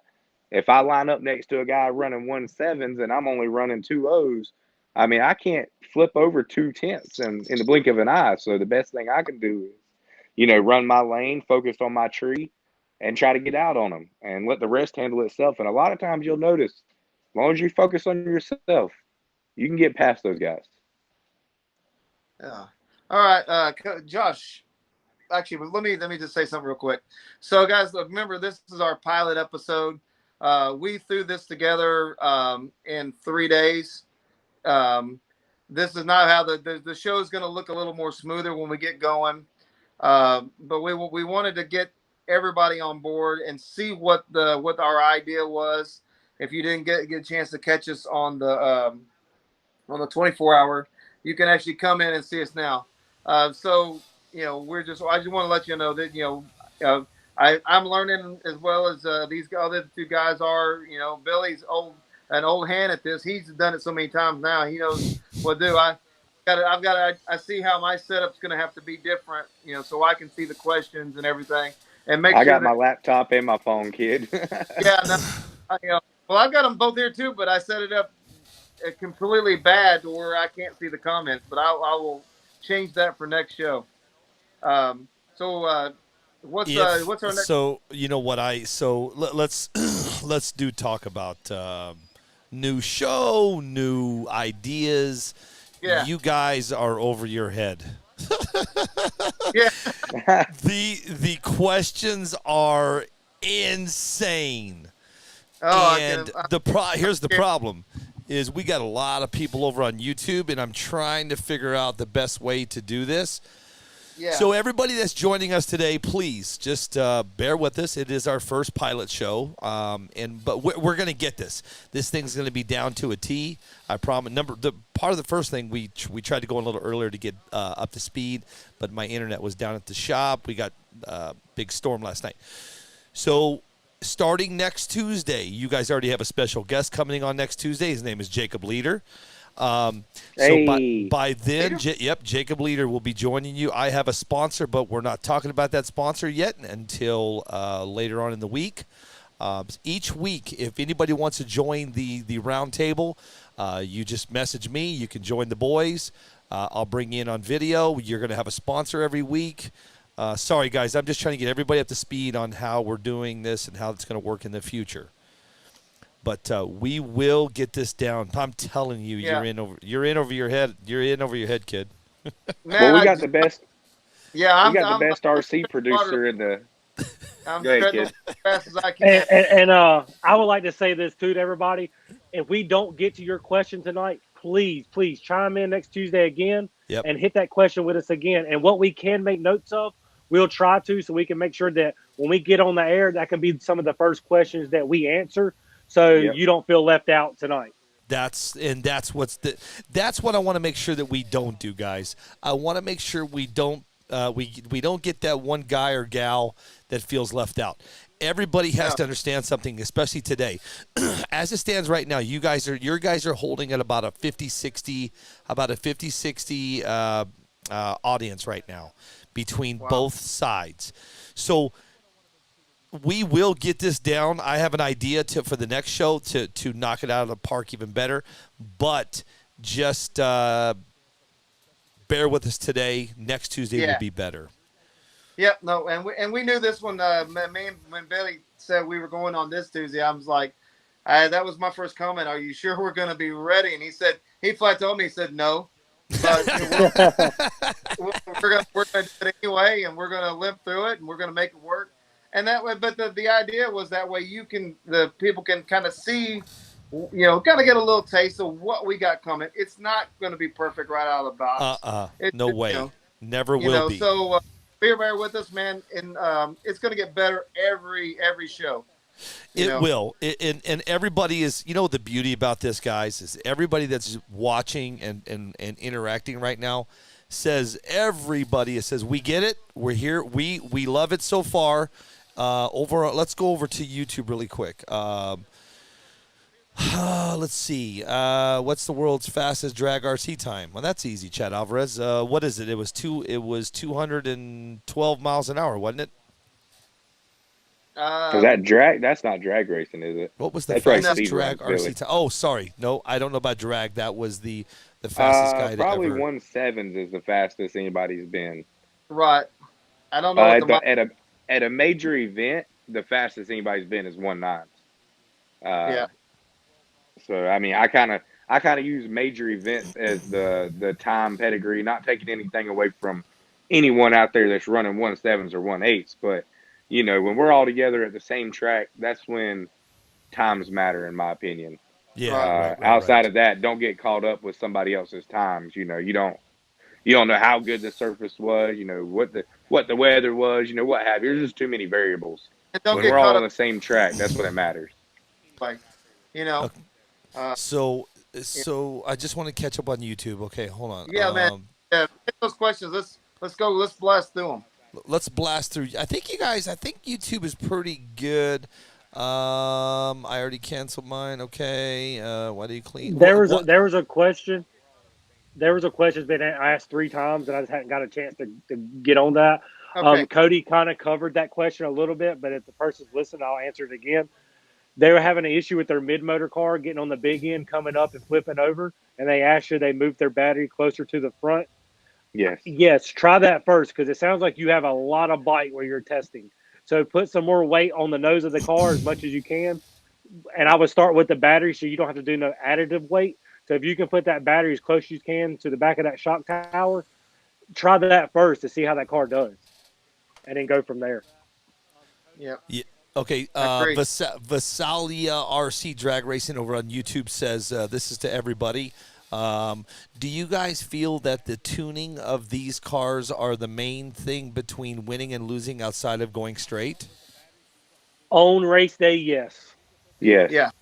It's all about who has the best tune. There's a lot of fast cars on every race day, and And it comes down to who figures out the road the quickest and the best. yeah, All the cars are probably capable of it. It's just a matter of who gets it the best that day. Right. yeah. And just a heads up, that's where team play comes in play. That's why me and Cody are teammates. Because Yep. if he figures out before me, best believe the same tunes in both cars. Yes, sir. Yep. If one car's running 1.9s, the other one is too, unless something's happening with the car. But the tune is there. Me and Dino me and Dino are out there playing. Team is the way to go. Yes. You know, I think you just got because the theory behind that is you just got more more cars going down the track. You got more test hits. You got more data. More data. Yep. More data is gold. You got any more questions? Yeah. Stand by. Hey, you know what? I'm gonna wing this right now. This goes over to Cody. Cody, I super glued my plates on the Proline transmission. Question mark. The slipper plates, I'm assuming. Yeah, they glued them to the gear. Mike There's Burgess nothing wrong with that. RC says Cody, 13.5 millimeter rotor or 13 millimeter. Then he says I super glued my plates on the Proline transmission. So yeah, he's talking about his slipper pads. He glued them on there. There's nothing wrong with that. I mean, as long as the gear's tracking straight, there's nothing wrong with that. As far as rotor goes, I would say that comes down to track again.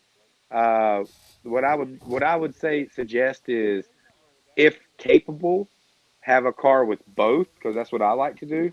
Your 13.5 rotor is going to have more torque, and on a loose track, it's really hard to tame that down. So a 13.0 rotor is going to be more smooth on across the board, whereas your 13.5 rotor, you're only going to want to use that on a higher bike surface. So a lot of it has to do with what kind of surfaces you're racing on. Gotcha. Chris Abbott, we appreciate the help. They are fast learners. The smoke proves that. Okay. We need to focus on segments of car or racing. Jessica Hyde. Chad, I'm just going through as fast as I can so we get caught up because you guys are this is insane. This is awesome. I'd rather have a million questions than none. Because we can all just sit here and just pretend. Yeah. Okay, hold on. Yeah. I'm almost caught up. Over on YouTube. Chad, I see you got the Traxxas. Yes, he did. Very nice. Do you guys mess with in-bell timing? Do you guys mess with absolutely. Bell timing? Okay. Yeah. There you go. Cody, go. Yes, absolutely. Not on a regular basis, but anytime we get a new motor, we will adjust it a little bit. Now that we're having our motors tuned, I don't adjust it as much as I used to. But still, yes, if I'm looking for a little bit more, I might, try to put a little juice in the motor. That's really the only time we really adjust it now, is when you're just looking for that extra little bit. The ESC ain't giving it to you. The traction is there, and you just need a little bit more power. You might throw a couple of degrees at it off the end bell, but so I'm not as much as I used to. I'm not going to get really close to the camera with this because this is some tuning numbers. Be careful. But this is why we get the motors tuned.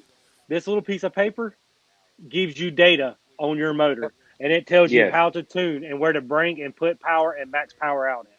Yes, it tells you where the motor makes its max potential, so then you know where to put the timing at. Yeah.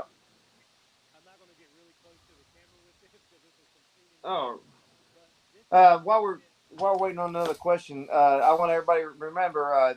So our sponsors for our pilot show was DDG, and they're giving away 10% off their products in any order that you do. If you mention Tech Tuesday, that's all you got to do is is mention Tech Tuesday when you're putting in your order for all your scale items, and when they get when they get their bodies going. Definitely give them a check out, man. It looks like they get some really cool bodies.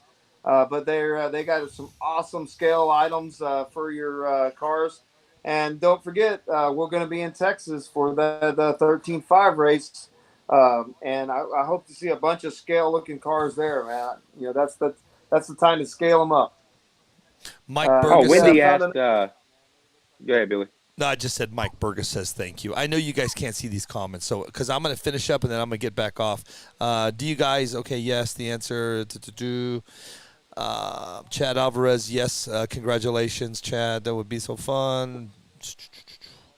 Why are Voodoo tires so good? Let's put that off to Josh. Whew, man. Them things hook. Hold on. Let's put that over to Cody. Jeez. Okay, never mind. Off the kid. Kid ran his personal best on them. And so Yeah, he can tell you all about them. They did this weekend. They ran their personal best here at Desert Hobbies on was that Friday night? That was Friday night. Yeah, I think I'm going to frame that time slip, man. Holy cow. It was good stuff. And I just it all comes down to contact patch and compound, tire compound, man, and belted, of course. But man, they've stumbled onto something great, out there. So I just, as we all do, I wish they were more available. You know, but it is what it is. I mean, we all remember 2 or 3 months ago when you couldn't find a reaction tire because they were being swallowed up so fast. So it comes with the nature of our beast right now. It is what it is. So it'll all get squared away. Some other tires will come out, and then you can then Pay $100 a piece for those. It'll be the new hot, the new one that's got sprinkled with unicorn dust, and it'll be the hot shoe on the planet. So, it is what it is. I do, and I would love to get my hands on about 3 more sets, but I unfortunately, Mama said she is not paying that much for no tires. I saw a set of tires of Voodoos today over on Facebook for $600. I don't doubt it. What? It's crazy, but I don't doubt it. Oh, no, they're crazy. I ain't paying that much for a set. I paid my fair share for some sets, but hey, chill, Josh. I seen Waffle the other day. The guy he had one set of Voodoos. It was $100 a spot buy-in, and it was 15 spots. Yeah, Holy it was. Cow. All right, I'm gonna start auctioning off my Voodoos, guys. Hold on, it was. I saw it today, and Daniel Judd said, "Are you crazy?" Yeah, exactly. I'm waiting to see if anybody bought in on it. No, my question: did it fill up? He's a friend of ours. Who the hell was it? I saw it today. It's a friend of ours, and I didn't say anything. I kept everything to myself. No, when I saw it, no one had bought in on it yet. But say if that fills up, I got a few sets to sell.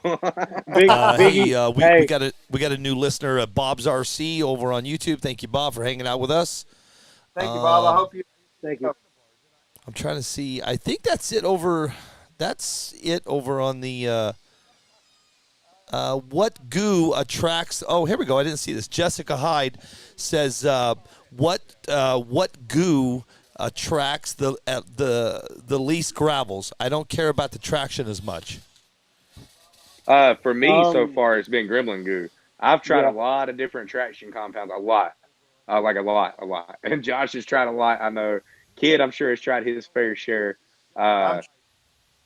I think Gremlin goo doesn't pick up as many rocks, and the traction is definitely there. But the biggest thing I notice is when I come down the return lane that hasn't been cleaned off, how many rocks are on my tire. And with Gremlin goo, it's generally very few rocks. If there's a lot of rocks stuck to the Gremlin goo, then I just know on that day I'm not running sticky. I'll just run conditioner.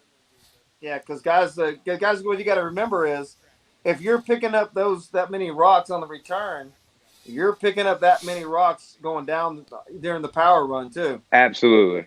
And you just turn that big, 1.5 inch strip to a pinpoint of a rock. That's your contact patch Yep. now. So that's just something to keep in mind, guys. That's why you really want to blow these tracks off as much as you can. As much even between the between rounds if you can. And Because go ahead. not only that, just if you're coming back sugar cookied like that, like kids talking about, then it's not a bad thing to not use the sticky that day. A lot of races we go to are really dirty like that, and we'll just run conditioner. You let the tire, and now mind you, with the Voodoos, you can get away with not really having sticky on your tire. They hook. I mean, they do, and we've made reactions and DEs and anything else work too. Without any kind of sticky. It's just you're not going to see those. You're probably not going to see 1.9 passes without sticky. That's the main thing. But if, like I said, we all race the same track, and if it's that dirty, make the smart decision to be consistent versus I want to chase a number decision. Right. Yeah. I have a question if as soon as we get caught up with the questions, but I want to make sure we get everybody else's questions in first. We're almost done over on YouTube. Good. Chris Abbott says they were talking about RC. They were talking about tire rub. What are some options for smaller front wheel and tire combos? Well, Billy carries the Bisquick specials. We got the Bisquick specials. Yeah. Cody, explain those tires. Those are they're Duratrax on-road tires. They work really well. They're really small. They are a little bit wider offset. There they are. Kids got some. They work really well. Another thing you can do if you need a little bit narrower offset is what are those, Josh? B6 front, skinny front? Yeah, we're running the J Concepts B6 skinny fronts for dirt oval carpet cars. And then, there's a lot of good options. Yeah. Those right there, the kid was holding. I love those. They look good. They look like a car. Depending on what you run, if you're running that new Trans Am, man, them rims look good on it. Yeah, I'm running those on my 13.5, and they look great, man. Proline has apparently come out with a new skinnier tire. It doesn't look that much shorter, but it definitely is skinnier. So I'm curious to see what it's going to look like. Again, I just we all wish these guys would. I know it's hard. All manufacturers are 6 months behind the trend because by the time you figure out what you want to make, you make it, you get it in the public, and that trend is already. Now that's not what we need. We need this. So right. Those guys trying to keep up with us. But and it's ever changing. You're right. Everything's changing. Chad Alvarez says, are the Voodoo tires like the Willy Wonka everlasting jawbreaker? As far as no, they do not last forever. But if you're using prep and you're not doing huge burnouts, they do last. If they're sitting on your shelf. Right. In fact, me and Abel Lips' second race, I told him, I said, I'm not running my Voodoos for these. I'm gonna save these for Topeka. So I said, I'm putting my, you can run what you want, but I'm gonna put my reactions back on, just so I don't burn up. I can use my Voodoos for Topeka. What's a good? Chris asked me. Jessica Hyde says, "What's a good tire besides Voodoo?"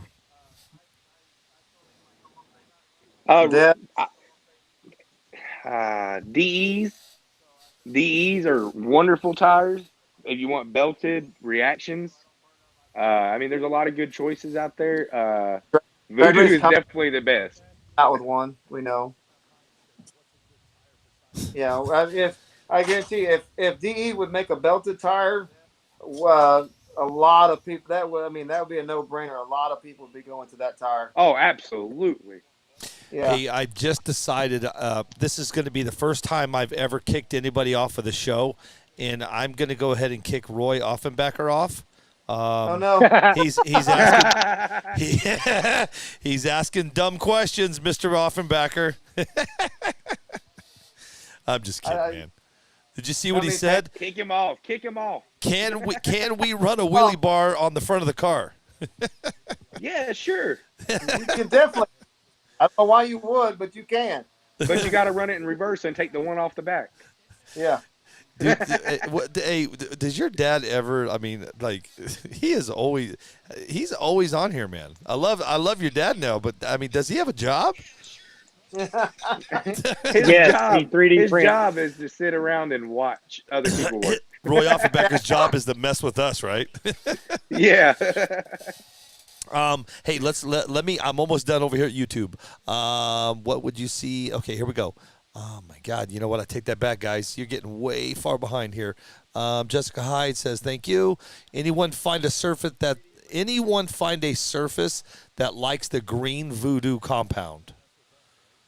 No, I haven't. No. The I answer can't is no. speak for anyone else. I haven't. No. The I answer saw is no. something on Facebook. Somebody said that they were running on green, but I can't. I don't know. I can't remember it clear enough to comment. All right. Next question is going to go from. This is back from Jessica Hyde. She's just like Roy Offenbacker. What would you? I'm meaning she has nothing better to do. I'm just kidding. Hey, that's good. We like the questions. Bring them on. Jessica, I'm kidding with you. Jessica says, "What's a good tire?" Wait, no. Sorry. What would you use as conditioner in that situation? Beetlejuice from Sticky Icky is what I use. Yeah, Okay. that's something that's what we use. Chad Alvarez. That's what you're answer. using them too, right, kid? Yeah, that's what. I have purchased some from Reaction Time. I'm waiting for it to get here to try it out. But my go-to right now is Beetlejuice. 2 more questions from YouTube, and then you guys got a lot to get caught up on Facebook. You are an hour 47 into the very first pilot show of RC Tech Talk Tuesday. So let's. You know what? One thing that I can tell you guys, even though this is the very first show, I can tell you that it is already going to be a hit in the way that we're doing it. Everybody has to understand something. I'm in Arizona. Kid is down in Key West, and Josh and Cody are in North Carolina. Yep. So in order for us to put this together and bring everybody into one switcher board, so far so good, guys. Here's a good question, Billy, if you don't mind me slipping this one in. It's from go Foster. for it. I'm going to get off for a minute, guys. He said, tell the guys about motor efficiency and the voltage game. You can have all the power, but if you don't have the voltage, it does not matter. Foster, you're 110% correct. If you can have a million horsepower, but if you get half track and your voltage done dip to 5 volts, it don't do you no good. You got to sustain that voltage. You got to find that happy medium where you got the power, but you also got the voltage to send that power. Yeah, that's why we all went to those big brick batteries. Yep, that's why we run max amps. It's basically all it is. You're giving yourself a bigger gas tank. I highly doubt anybody going down the road when your gas light's on, you mat it to the floor and see how fast you can go. Right. Well, but not only that, Josh, you're giving yourself a bigger carburetor too, because those bigger batteries put in the power faster than a small. That's where your C rating comes in. I mean, and a lot of the guys, I'm sure that on the show know this, but it is worth commenting on. Is all these batteries come with a C rating, and the higher the C rating, the more faster that they can pour that power into your ESC and then in turn into your motor. So it's good to pay a really close attention to that C rating. And your IR. Your IR plays a huge part in it. Yeah, and we all have just recently switched to iChargers, and not just the iChargers do it, but a lot of the chargers do it, where they let you know what your IR is, and the lower that number, the better. Right, you want the lower the number, the better, and typically your max amps will be in the point something. Okay.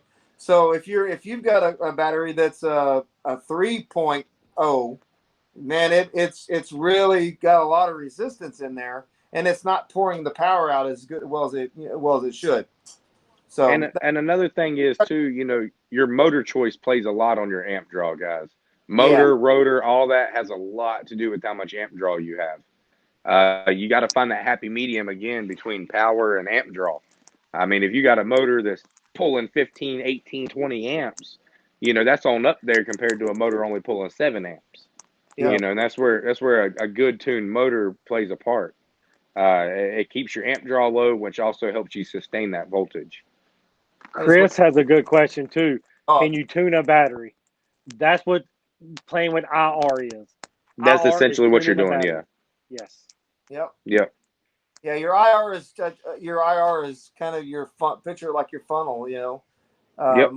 The lower the IR, the bigger the opening in your funnel. The higher the IR, the smaller that that funnel is. That funnel opening is. Yep. All right. So what more Facebook questions do we have? Tommy says, "Hope we're ready for Friday night." Tommy, I hope you're ready for Friday night. Tommy, all I gotta say is I hope you believe in deja vu. Yeah. Oh. No, we're just having fun. Tennessee's Man, gonna be a blast for anybody that's going. Y'all make sure y'all come up, talk to us, have a good time, chop it up with us. Like I said, first and foremost, we're there to have fun. If we want hey, to go Bill, do some garage racing, we can do that too. what YouTube questions we got coming in still? Hey, you guys know I called out Jacob Leader last night. Yeah, to an eating contest, right?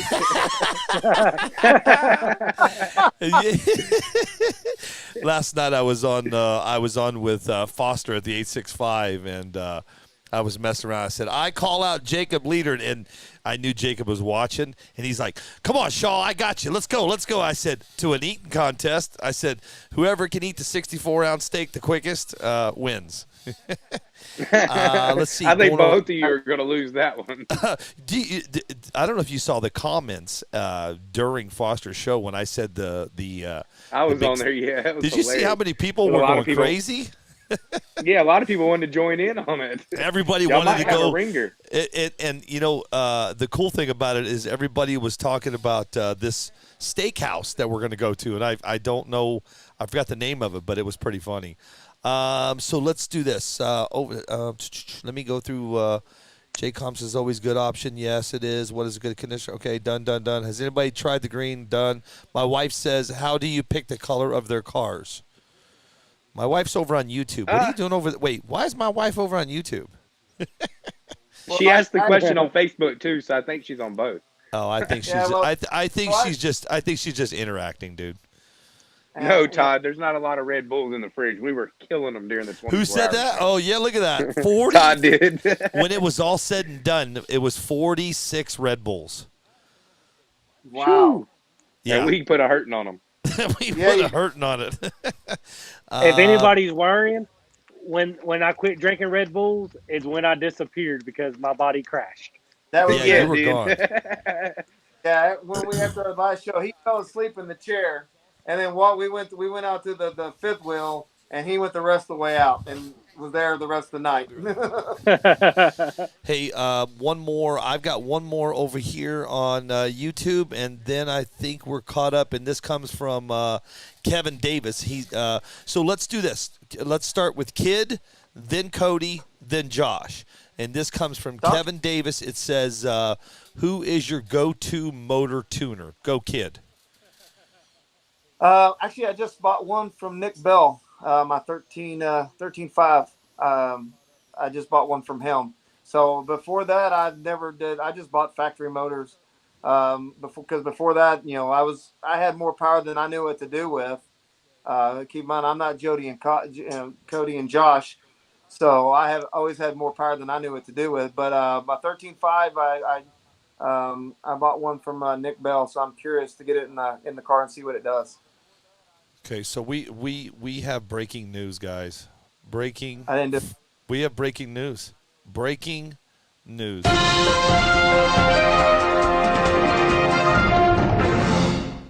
The first person to type in the address of the King of the Smokies presented by Macklin Race wins a set of reactions. Whoa. Y'all better go. Go. The first person to type in the address of King of the Street. That's King. $40 I'm right sorry, there. King. Wait, of King of the Smokies, presented by Macklin Race, wins a set of reactions, and that's from Foster from the 865. Let's go. Let's Boom, let's that's go. Let's do $40. it. And wait a second. We've already announced it on the 24-hour show. We announced where it was going to be. Let's see if anybody was watching, paying attention. Let's see if nobody was paying attention. Roy Offenbacher. Jesus, get out of here. I'm That's cutting your cheating. dad Go to off. bed. I'm cutting your dad off, dude. Cut him off. Cut off his comment ability. I'm going to cut him off right at Chris Gill. Well, then you got Chris Gilliland that says Tennessee. Well, you're close. 1320 Smoky Street. Yeah, that's closer than your dad. I think that's worth a prize in itself, man. No, I'm going to say Smoky not. Street. So Todd Dixon says full address, zip and all. No, I don't think so. Nobody? How about this? Hey, I mean, I can find hey it quicker Foster. than this. Sheesh. Hold on a second. Hey Foster, are you okay if I change it up just a little bit on you? Let me see what Foster says. How about this? Hold on, there's the address right there. Where? Boom, someone got it. Whoa, he got it. No, wait, no. That's it. Is that the winner? Okay, never mind. Congratulations to Aaron Is that Gardner? Gardner. Yep. He just won him a set of reactions. Biggie Paul. There's another one we're going to kick off. Yeah. He said, But he's got- Street. He's got pancakes. Oh, I know why he's saying that. All right, we got to kick my mom off, too. She Yeah. done said Henley Street. Got to go. Yeah. Gotta go. They're in the same house. They got to go. Yeah, that's it. That's probably Dad commenting on your mom's profile. That's awesome. We're good to go over here, guys, over on YouTube. You guys are good to go. All right, man. Cody, you got another question for Facebook? You have a ton of questions. There's a ton of them. Let me scroll through here. Billy, you just tell us when we're done, and we'll keep going till we're done. All right, We so can finish I guess, off Billy's question. I know Josh and I both use DragWorks to tune our motors. Yeah. They're really good. They're probably, I mean, your motor tuners, as long as you're getting somebody that knows what they're doing, that's the main thing. These guys know a lot more than we know. You know what I mean?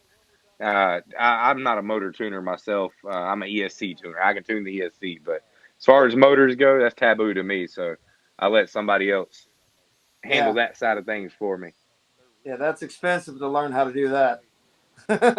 Yeah, absolutely. That's a lot of You got to have all that equipment. I know Billy's going to be tuning motors soon as well, too, right? Yes, sir. Yep, he's got a motor for mine sitting there waiting. Yes, sir. Desert Hobby Speed Shop. Yes, sir. Yep. Hey, and the answer to your question, kid, is probably around midnight. Cool. That'll work. Meaning you guys have so many questions. The show, the very first pilot show of the RC Tech Talk Tuesdays is a hit. It's 100% a hit. You guys are doing it. It's going to be bigger and bigger. You've 47, 57, 72 between Facebook and YouTube. You got about 70 people watching. Wow. Yep. Awesome. I thought it was Awesome. going to be 20. Hey, speaking of, AJ Morosco's watching us right now. Hey, AJ, man. Hey, AJ, how you doing? What's up, buddy? I might have some breaking news with AJ one day too. Yep. Hey, Cody, shoot us another question, man. We're talking about how many we got. Let's start rocking and rolling. Yeah, I'm gonna let you. Most people are just chit-chatting and telling us it's a good show now. Billy, do you see any? No, but I'm leaving I'm not you really because I seeing have a whole somebody lot want more to talk to questions me. now. I'm leaving you, boys. Okay. I'll be right back. Bye, Billy. So, like I said, guys, remember, help out. Go to our sponsor, DDG. 10%. 10% goes to. You get 10% off if you go tell them Tech Tuesday, And then by the they've got some really great scale items to bling out your car. And I Check think them out. Check them out. yeah, man. Are we finding out? They say, let's see, get them here. Hey, Roy Offenbecker had a great question. I can Yeah, answer got a that question. though. Can Josh I can stop answer holding that. the timing system hostage? Cody, you No, go ahead it's and ours. answer that. It's gone. She gone. Yeah, Got lost in I didn't- track. Got lost in shipping. Yeah, there's I don't know if you got the email, but the shipping date has been postponed. It's been lost. They should get back to you when they find it. Right. Check the house a few houses down from yours though, Dad. I think it might have got delivered there. That might, I heard they have a pretty good defense system around it. Oh man. So How I got often do you charge and discharge your batteries? I got a question for you too. Okay. I guess to be the first one. Do y'all own RC race scales? No. So then I Nope. guess y'all do not scale your cars. Nope, we do not. Nope. We do it all off of feel and what the car likes. We're old school when it comes to that. We didn't even know what a motor tuner was until about 6 months ago. We're trial and error, guys. We really come from and put your car on just to kind of like I said, if someone else had one or never had your car on scale, period. Huh? the car I'm running now. Both of the cars have never been on scales. Matter of fact, only one car I've ever owned has ever been on a set of scales, and it was somebody was curious what I weighed, so I told them bust out the scales. We put it on there, and it was actually pretty centered. So I felt from that moment forward, as long as my suspension is neutral on all four corners, and I'm not having to jack up the suspension to make the car go straight, then it's balanced pretty well. And up till this point, it's worked pretty good for me. I'm like just the opposite. I build my car on the scale.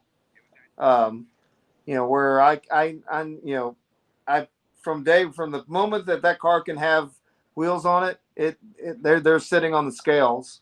Where I can make sure that if I make it, everything I put on that car, if it tweaks the scale, then I know I go back and do, and that way, and I set that car from left to right, 100% 50-50. And since I've been doing that with these X-ray royalty chassis, man, I hardly ever touch the spring, the nuts, adjustment nuts on my shocks. Yeah, you just want it to be pretty neutral. Yeah. There's two questions been asked numerous times now. Okay. One was ESC next after DRK. Right now we're just happy with the DRK. Yeah, we're just happy with DRK. We can answer that one short and sweet. And then Todd Dixon said, "What method do you guys use to measure accurate tow on your cars?" Papa Bear 3D. We use his setup station, and you can get with him on that. Use a tape measure, a ruler, a good solid ruler to measure your toe in on the front, toe out. Use your setup stands and camber gauge to set up your camber. Yeah, I got a brand new one of them high dollar setup stations. And I mean, it's $100 setup station, all aluminum, fancy and everything. I did it one time, and then I saw Roy's and got Roy's, and I've never got. It's probably going to be on RC Junkies for sale page if anybody wants it. I think $50 because I'll never use that thing again after using Roy's. Man, I can set my car up. It takes me 10 minutes max. 10 minutes, 10 minutes max. Turnbuckle, AJ had a good question. AJ, you wild for this. This seems to be the biggest topic. Best prep out there. AJ, you already know me. I'm going to say this 50 million times a show if it gets asked. I'm using Sticky Icky tire prep, and I will always use tire prep. I don't see the issue with tire prep at any race. Nope. It's an equalizer, if anything. Without tire prep, you think guys on reactions are at a disadvantage to Voodoo's now? Take away tire prep. Reactions won't come close to Voodoo's. The tire prep helps everybody stay on a more level playing field. Absolutely. Let's roll through some of these questions, guys. We got a lot of questions. And they make the tire last longer. Just a heads up. Exactly, kid. Good point. It makes the tires last twice as long. Not trying to cut you guys off, just a heads up. Y'all got me for about 10 more minutes, and I got to head to let's roll through these questions real quick. Rodney says, How often do you guys charge and discharge your batteries? Beginning of the race day for me. That's it. Yeah. I'll discharge and Right. charge it one good And time, one good cycle at the beginning, and okay. then just charge the rest of the day. And I've got on that routine as well. Yep. Kid, same for Same thing. you? 20. I do a 20 discharge, 20 charge, and then or 20 amp discharge, 20 amp charge, and then a 20 amp top off the race between Yep, rounds. yep, yep. That's how I do mine. And put it And in storage at the end of the day. And we only make one hit. We make a hit and charge the battery back up. Yep. There's no Keep the reason to data make the two same. hits. Yeah, there's no reason to make multiple hits on a battery because your car's going to work better after you make the first hit. It's going to be all your power, and then your second hit, the car's going to work better because you Uh, got less voltage. right. next question: carbon fat pads. Have you tried them? I have not. I've not tried carbon slipper pads personally. Josh, Kid, have either of you tried them? No. I have not. I've been running the Pro Line ones. We can't speak on that one. Sorry, Nick. I Yeah. don't have enough advice to or enough experience. I don't want to give you wrong advice. Travis Thrasher asks, "How do you guys afford to travel all over the country?" For me and Josh, we pack into a tiny little Honda that gets 40 miles to the gallon, and we pack it from roof to floor, and we travel together, and we split all costs. That's the only way Yep. we can And afford to do it. We wouldn't be able to afford to do it otherwise. We'd love to. We're trying to get a van eventually to have more room instead of being packed into that little car. But right now, the little Honda gets us where we need to go, and it does it cheaply. We made it to Pennsylvania and back on about $60, and that was an Hey, oh yeah, 8-hour trip one way. and I mean, for me, I've been luckily I've made some right decisions and things have panned out, and I'm in a good spot in my life Yep. where I can afford to do it. I trust me, I've been on, I've been down and broke most of the time, but luckily right now I'm in a place in my life where I can enjoy it, and I'm gonna take full advantage of it. Oh, here's a really good question. Scott Campbell asks, if you were on a budget, would you buy a top of the line motor or chassis? Chassis for me. I mean, you got to have a good chassis before any amount of motor is going to do you any good. Yeah, I would say I would because I was just about to argue the other point. Um, but you're absolutely right. I was going to, it doesn't do you any good if you can have all the power in the world if you can't put it to the ground. It ain't doing you no good. Right. Set up your chassis first. Get your suspension, chassis, everything right, and work with a budget motor to begin with. There's a lot of good budget motors out there, and that'll put down the power if you have the suspension set up and the chassis right. Get that right, then go splurge on a bigger motor. It does you no good to do that if your chassis isn't set up right. Um, let's see. What is your personal favorite surface to run on? That's been asked a few times. Josh, you like a power surface or you like a slick surface? I like a slick surface because it's an equalizer. Yeah, I think so I too. would have to agree. Yeah, I think so Kid? too. I like because me being the little bit of a slower guy anyway, so I like a slick surface. Give me a shot. Ricky says, does chassis flex throw off the scaling?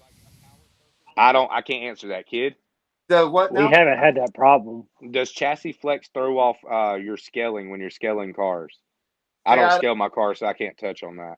I mean not really because they're you're scaling at a static static position. Chassis flex only happens under high torque situations. So they're sitting static on the scale. That you and I have an idea how I want my car, so I set them to that specific. My chassis do have flex, but not a whole lot. Man, same with ours. We have a little bit of flex in our chassis, and I think a little flex is a good thing. Yeah, We used to think And, otherwise. Early on we thought yeah. the stiffest chassis was the best, but we're learning now a little flex is absolutely a good thing. yes, yes. I have a question. Okay. This goes off to Bisquick. Cody, this goes to you. Why did you choose? This is from Visalia RC Drag Racing over on YouTube. Why did you choose the name Bisquick? It's been asked a few times. I always tell the same story. When I was building the car, a buddy of mine sent me. I was looking for a name, and it happened organically. They didn't even know it was actually my disc golf friend that was laughing about a meme they had seen on Facebook, and there was a girl running, and it said, "How fast is she, Mike?" And Mike said, "That bitch quick." And so from that point forward, like as soon as I seen that meme, I was on the phone. I need Disc Quick stickers. That's the new name of my car. I want it out there before somebody else, comes up with it. So Nice. that's it. Michael Peterson, unfortunately, we don't have any voodoos, my friend. It's so reactions is all that we had to give away tonight. Sorry that we couldn't help you with that. Who runs Shark Bodies? Do you? Love them. Jessica Hyde's question. Oh, we love them. You see Josh's banner. Everybody, Jessica, on the show runs Shark All three Bodies. of us are huge Shark supporters. Yep. And we're all actually Team Shark. Yep. Jessica, everybody that's on the panel right now is 100% Shark Bodies. Yep. Let's Julian see. Freeman asked, what's the pros and cons of carbon versus LCG? LCG can still be fast. The big advantage to carbon is not, in my opinion, to be lighter, but to be able to put the weight where you want it. That's the big advantage to carbon. Yeah, I would agree. Yeah, I mean, and like I said, you can definitely go fast with it. It's been proven time and time again that a stock chassis can go just as fast. I mean, 100%. Yeah, I mean it's been proven time and time again. A lot of it's just like the carbon, for the for lack of a better term, the looks of it. I mean, for me, it just feels like a race car, man. When I look at mine, and it just looks like a race car. I like the carbon fiber of it. I like most of your carbon fiber chassis have a lot of tunability built into them, where the stock chassis do not. And that that's just the way they were designed. And it's a lot. Some of the carbon fiber are easy to modify the way you want them to. It's a lot, So that was why I go with carbon fiber chassis. AJ, we ride around in a little Civic, single, no VTEC. Automatic, and it does not like mountains. It does not like mountains, and we done burn up the brakes, and we'll have the same burn up brakes in Tennessee. Yes, we will. and Cody, I gotta pump the tire up before we leave. Yep. I gotta give a shout out to over on YouTube, 845 True NPRC. He says, "Great job, Billy and Kid. Thanks for all that you do." And like I said, this brainchild was Billy's idea. And like I said, bear with us, guys, because it's definitely going to get better. Absolutely. And better. I've learned a lot of what I'm doing wrong in this first show. I've screwed up my setting where I can't see any of the questions. Change. I'll have all that corrected. But man, this has been a blast. I hope Wendy said tattoos proves the Shark fans.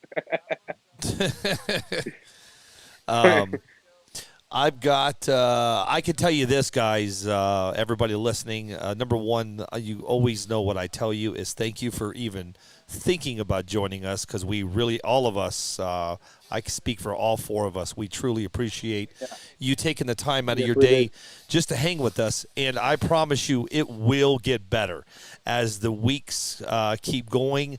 I'm already talking to 4 other sponsors. I'm talking to 4 other guys to join us. So this is just the beginning, the pilot, so we call it, the very first show. Next Tuesday, Jacob Leader will be joining us, #LeaderFast. So that'll be super cool. I already have a sponsor for you guys for next Tuesday.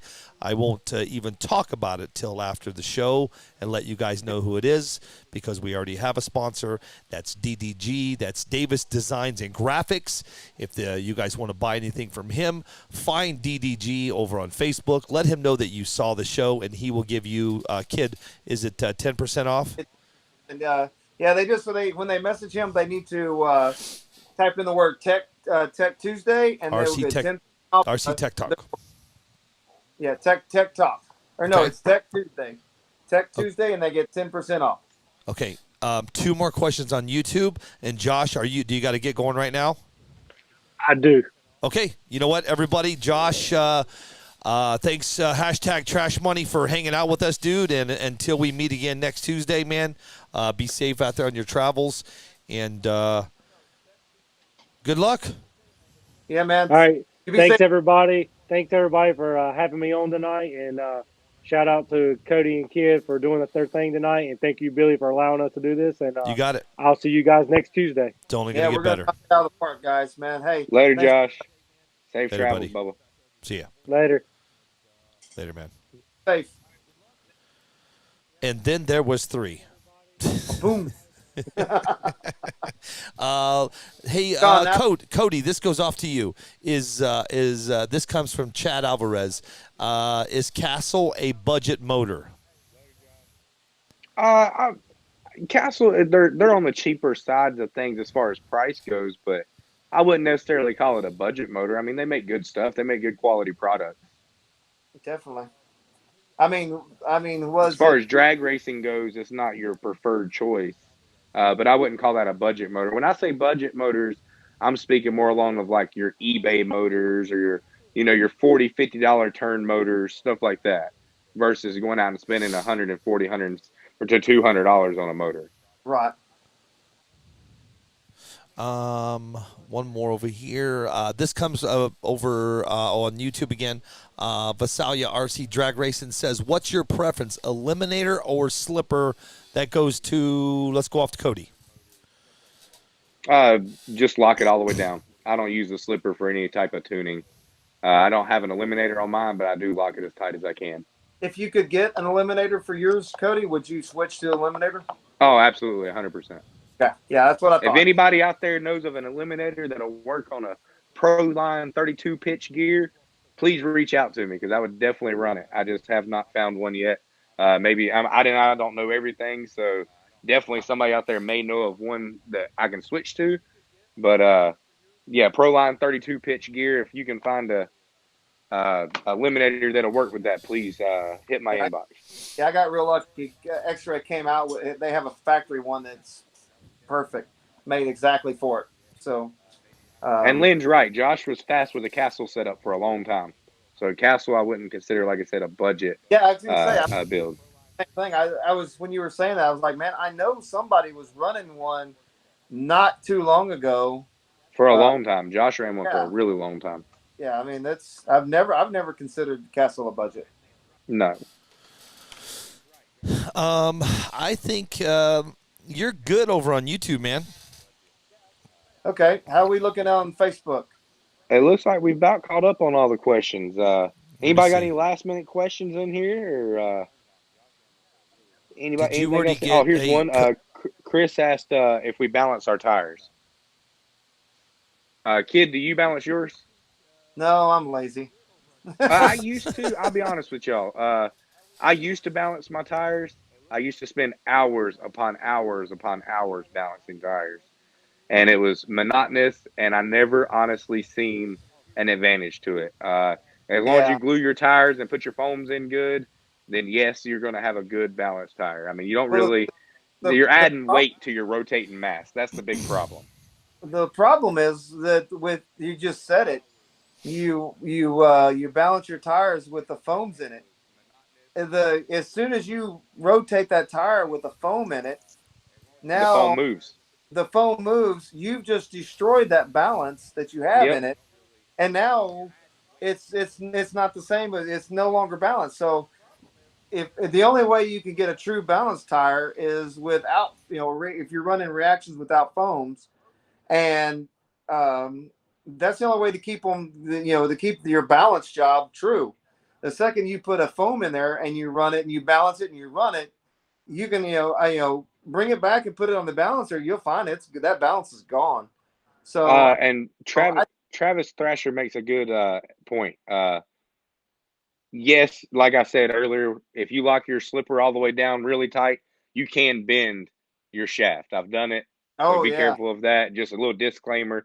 I have bent one. I mentioned that earlier. But it definitely can happen. Brad asked, what do I like about the Proline transmission? Honestly, knock on wood, that thing is bulletproof. I don't have to worry about idlers. I don't have to worry about diffs blowing out.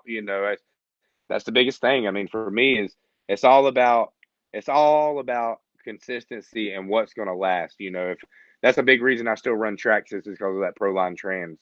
Yeah, I still got, Associated still hasn't figured out how to make their transmission bulletproof yet without yeah, spending a small fortune. So that's one reason I haven't went Associated.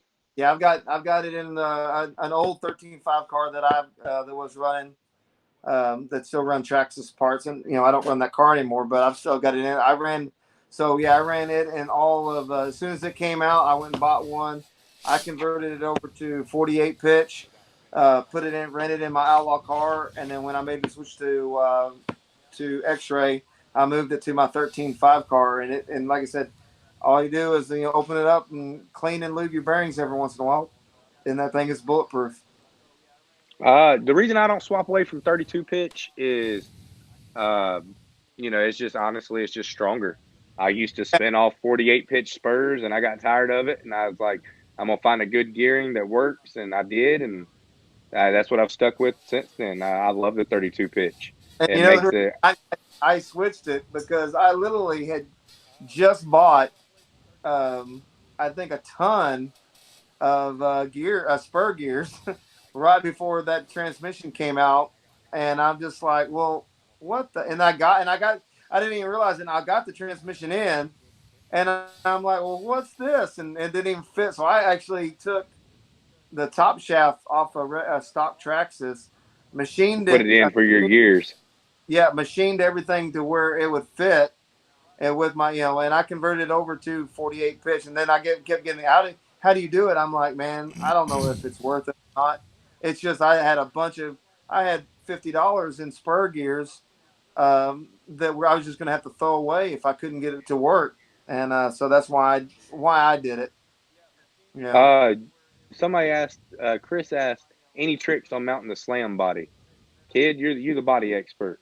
Man, yeah, so what I like to do, the trick, if you want it to get low, now that's what I'm saying. First off, I've got a YouTube video, Key West Kid YouTube video. There's several videos on how I cut my bodies on there. I don't have one for the Trans Slam yet, but a lot of the other videos relate to that. But I will say this, the trick to getting any body low as possible is to get your shock tower lower than your outer wheel, and that and try to get as small outer wheel as front wheel as possible. That'll help you getting that body down as low, because you're only going to go as far as two things. You're only going to go down as far as your front wheels and as your front shock tower. So if you can get both of those things shorter, that's the further you can move that body down. When it comes to the real quick, I mean, when you're mounting a shark body, he has the opaque coating on the outside. When you get the body, just so you know, that's a coating. You peel it off, it'll be just like if you've never dealt with shark bodies before. It will be. It is a clear body underneath. He just has an opaque body on the outside. But what you can do is get you some light, some flashlights or something underneath it, shine underneath it, and you can see where everything lines up. Get it lined up where you want it. Make your marks. But again, I've got two really good videos on how to cut the shark bodies and how to get them right. If you're going to go to my page, Key West Kid, my YouTube channel, Key West Kid, and watch those videos and tell me what you think on them. I spent a lot of time making those videos to help you guys cut the bodies. So hopefully that helps you. What's the next one? YouTube, you're good, dude. We're good. There's nothing on YouTube. You're good to go. All right, man. How are we doing on Facebook, Cody? Slammed. Looks like we've caught. Foster says. No, wait. Whoa. You missed a very important one, Cody. Go back up to Travis Thrasher. This is probably a good one we should talk about really quick. Awesome. He says, Billy, you might want to disclose that. Yeah, I touched on that, Billy. Oh, you did. I'm sorry. I got up. Yeah. Okay. Just sorry about that. My bad. Yep, you're good. You're good. We touched on that. Good. Looks like the next one we got is how do you prep and condition your reactions? We've covered that a few times. Yeah. So I guess we do it real quick. So, and we've talked about this, and then it's kind of what this show's about. Kind of talking what we do, talk about, So, Cody, when you first show up the track with a brand new set of tires, what do you do?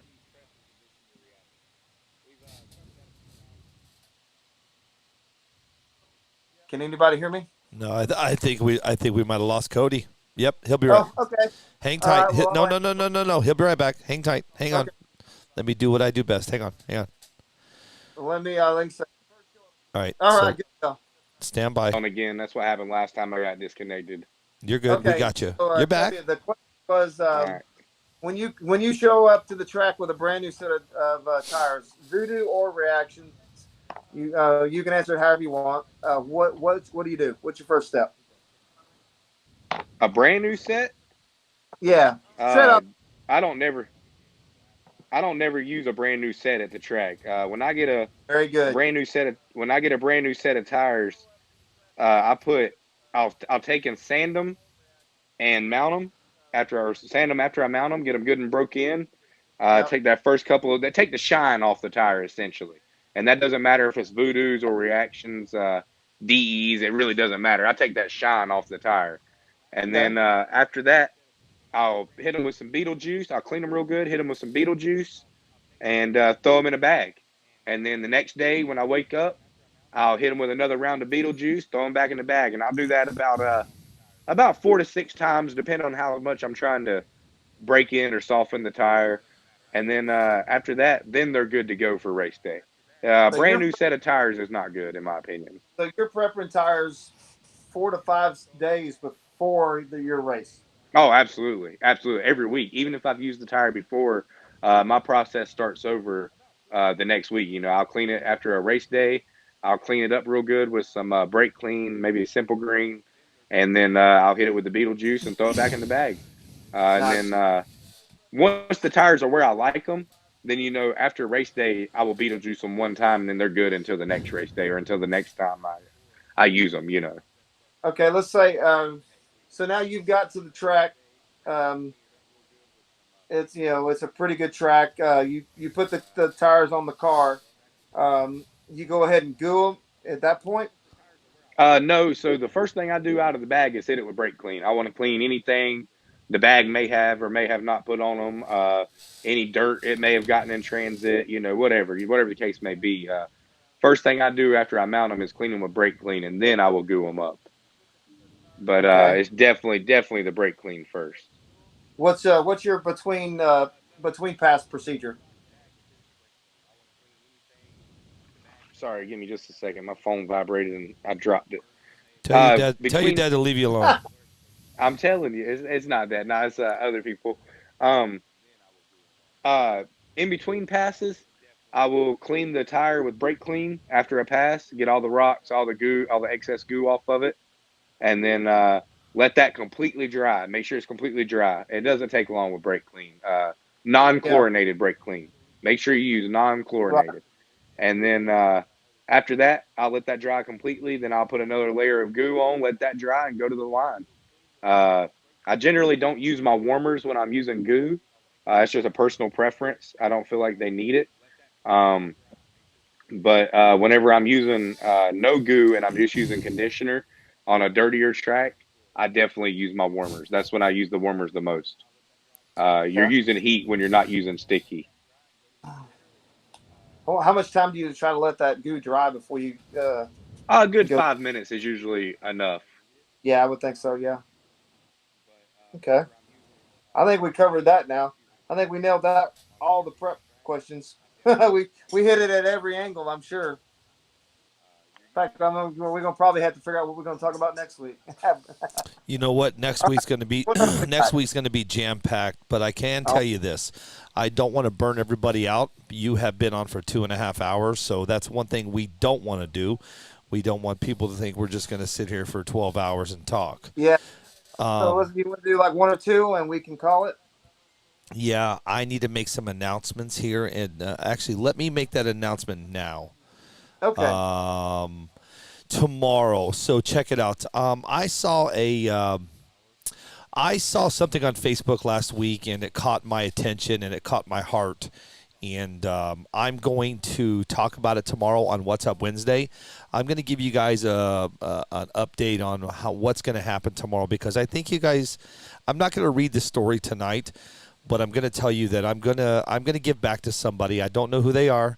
I just saw the story, and I want to help. Jared Nev. I don't know if you guys saw the story on Facebook, but I want to give back to somebody. I mean, I give back a lot, but I like I said, I saw the story, and I'm gonna blast it tomorrow on What's Up Wednesday. So guys, it'll be the first time I've ever done anything like this. But once I read the story, I just got done reading the story, and then you guys will understand why I'm doing what I'm doing. So if you guys, What's Up Wednesday will be tomorrow night. I'll get you guys caught up with all the latest, all of the new races coming out. So just and if you want to get ahead of me, go over and find Jared Nev's Tumor Fighting Fund, and then tomorrow we'll talk about it. Yes. Yeah, that was a heart tug. Definitely a heart tugger. Yes, and one more announcement, and then you guys can wrap it up. We are launching. I hope you guys enjoyed the show. It was our very first show. It actually did pretty damn good, guys. I'm very impressed on how it went, how the pilot episode went. I'm excited. I see something very big for you guys in the future. I see something that's going to be pretty cool. Now, I am announcing another show. I'm going to announce it right now. It's going to be called Watch the Lights, and it's going to be with Todd Soltero. It is coming soon, so stay tuned. Todd Soltero will be doing this, I think, 2 times a month on Fridays, and it's called Watch the Lights. You guys be prepared. This is going to be a really good show, just like this one is. Yeah. I think so. If I know Todd, and I think I kind of do, he's amazing. Yeah. Yes. I'm sure that's what his format's going to be. But hold on, strap your head in, and go, because that's going to be a good show. Yep. And Is he making biscuits and gravy for the show? Wait, Yeah, what? Gravy? Is he making breakfast for the show? If he is, I'm coming. Hey, book me another flight. Yeah, I'm ready. Everybody's already asking about the next 24-hour marathon. The second annual 24-hour marathon is going to be 300 and let me think, how many days in the year? So we still got about 45 days to go. I can wait with the CAN. I can wait. Hey, I will tell you this, Kid and Cody, you guys heard me when I dropped the mic that night. If you guys didn't watch the 24-hour show, at the very end, I dropped the mic, and I got off the mic, and I said, the second annual 24-hour show will be on an island on a beach somewhere, and it will be one of the biggest shows you've ever seen. Oh, yeah, that'll be awesome. Yeah. Amen. I know a few of those.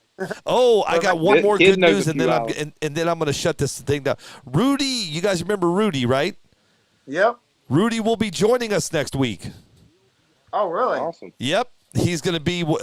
I'm talking to him right now, and he is. He just messaged me, and because I saw that he's watching you guys, and I said to him, I said, Rudy, get on the show. Everybody misses you. So we're gonna have Peter Fast and Rudy, huh? And Rudy said, next show I'll be ready for you. I promise. LMAO, because everybody knows that Rudy likes to laugh. Yep. Yeah, so it's gonna be good, man. What else? What do you guys have for closing on the very first show? Your thoughts? I would like to hear back from all of the. You still have right now.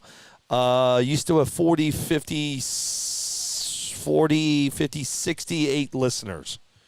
So what would you guys like to talk about? Thank everyone for listening. For sure. Thank y'all for tuning in. Without y'all tuning in, and everybody asking the questions, we wouldn't be doing this show. So thank you all for tuning in and listening listening to us talk for 2 hours. Well, Baron, but and like I said, we'll get. I've definitely got to thank DDG, man. They immediately came on board when we immediately. announced it. Me and on Sunday, they immediately came on board and said, "I'm in," because we even said that we're not going to have any sponsors, any guests. We're just going to come on and chat. Yep. And next thing you know, we had a sponsor. Next week we've got 2 guests now. This thing is. I just want to thank them from the bottom of my heart that they came on board and threw their sponsorship out there with not even knowing really what we had in mind, and they just went with it.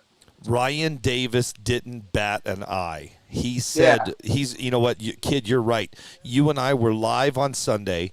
We announced the show, and Ryan Davis didn't bat an eye, said, Billy, I'm in. I mean, just like that. And thank you, Ryan Davis, DDG. Thank you. Davis Design and Graphics. You guys find him on Facebook. 10% off through the week. Make sure you talk about. All you got to do is put. If you want to buy something from Ryan, is just make sure you tell him about the RC Tech Talk Tuesday, and let him know, and you guys will get 10% off. And Ryan Davis, many hearts out to you, dude. For even. Again, he didn't bat an eye, and he hopped right on and said, I will sponsor you guys all day, every day. Awesome. Awesome. Thank you. I do. You know what? I do have one more announcement on Thursday. On Thursday. Now, this is I have to I have to be in court on Thursday at 2:00. So my goal is every Thursday to go on at 3. I might be a little late on Thursday. I've got to go to court. I'm bringing on a little guy by the name of Cooper Smith. Cooper Smith is Josh Smith's son, and this kid is on fire. Fire. He, I don't know if you guys watched it, but he won the Big Sky Shootout.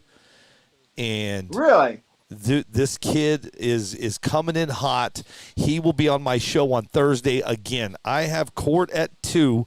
I'll be in and out of court, knock that out of the park, and then I'll be live as happy as can be starting on Thursday. But I just don't know what time, guys. So I see Josh. Josh is watching right now. Thank you, Josh. And Cooper will be. And you know what's funny, Josh? I don't even know if you know this, but Cooper's already messaged me. Your son. He goes, I can't. He messaged me this morning, and he goes, Cooper says to me this morning, he goes, hi. I'm like, hi. And he goes, I cannot wait to be on your show, man. So that's cool. That's awesome. Yes, sir. Can't wait. It's going to be good. It's going to be a very big week. And don't forget, this weekend I am going to be in Knoxville, Tennessee. I will be at the King of the Smokies. I'm live streaming this for Foster and the boys. I can't wait to get out there, man. It is going to be bad ass, and it is going to be fun, and I can't wait to do it. So if you guys want to see a really good race this weekend, make sure you're tuning in. I've already put it up on YouTube what time I'm going to be live this weekend in Knoxville, Tennessee for King of the Smokies, man, with all the big boys out there. All right. And then Billy, you gonna be there for the grudge night as well? Yeah, I'll be there grudge night. I'll be there for me and hashtag Leader Fast for the steak night so I can beat him. At least I could beat him at something, right? Hey, look, I'll give you a car you can borrow if you want to race him. I do. Let's do I'd it. like to see you with a controller in your hand. Do it. Jacob Leader, I just called you out with Cody's extra car. I go dinner on me. If I win, you pay for dinner. If you win, you pay for dinner. Or I win. You know what I mean. Hashtag Leader Fast just got called out. There you go. And he's watching right now. He's got fire. And he's like, dude, I got you, Billy. It's over. He go back down. Yeah. So anyway, I'll let you guys do the closing remarks, and then we'll get on down the road.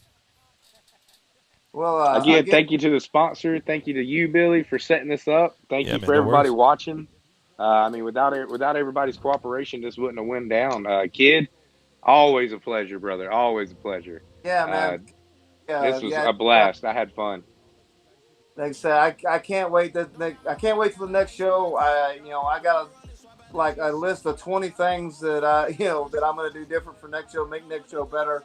At least from my end, and you know, I want to give the best product to you guys that are sticking with us, and then to Billy. That way we can make Billy's his Live 855 the best it can be. Offer you some different things. Um, Man, like I said, I thank you for everybody that tuned in and for all the 1,000 that are going to tune in when this is over. Again, bear with us. The pilot show. If we didn't get to your question, hit us up again, or you can message one of us, privately, and maybe we can take care of it that way too. And I get a Um, lot of messages, guys. If I miss your message, don't be afraid to message me again because it may just slip through. I may have opened it and then got a phone call and then forgot about it. I apologize. I do try to reach back out to everybody.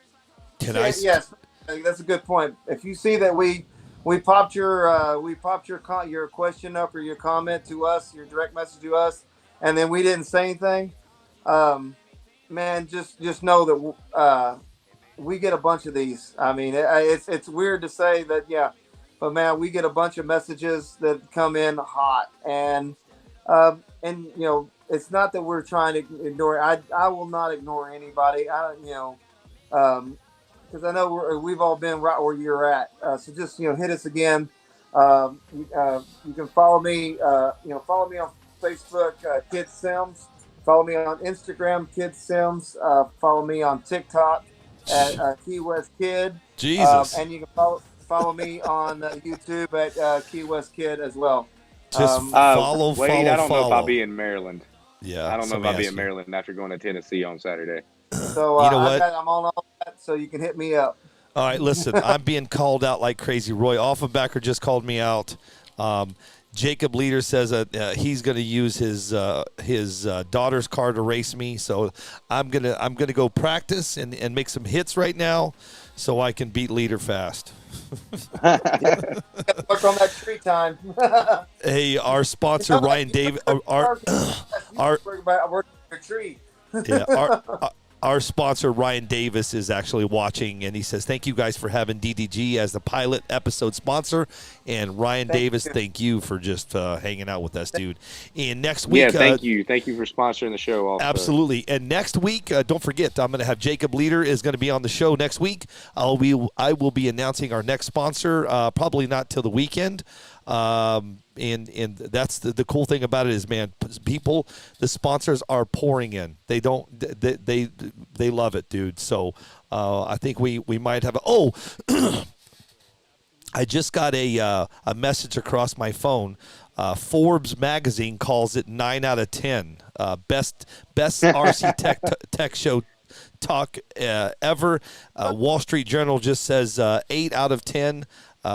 Cody kept dropping off for some reason, so maybe next week will be 9 out of 10 from the Wall Street Journal. Always leave them wanting more. Always leave. Yep. The footnote said something about the producer's fault. I don't know. No. Wait a second. RC Car Action just says 0 out of 10. So I don't know what that means. I don't know what to do. What else, man? You guys have anything else, man? No, I think it was a great first show. Yeah, it was fun. But I already, you know me, kid. You know me, Cody. The next show is going to be better. I already know what to do. I already got this. Oh yeah, I'm sure it'll only go up from here. Yes, sir. Mom You just got the read- best RC producer in the business. I don't know about all that. Hey, you know what? Let me do this really quick before we go. Over on YouTube, everybody says thank you. Awesome. More tech knowledge, the better. Mike Burgess, RC, thank you. 845, True NPRC, thank you guys. You guys are awesome.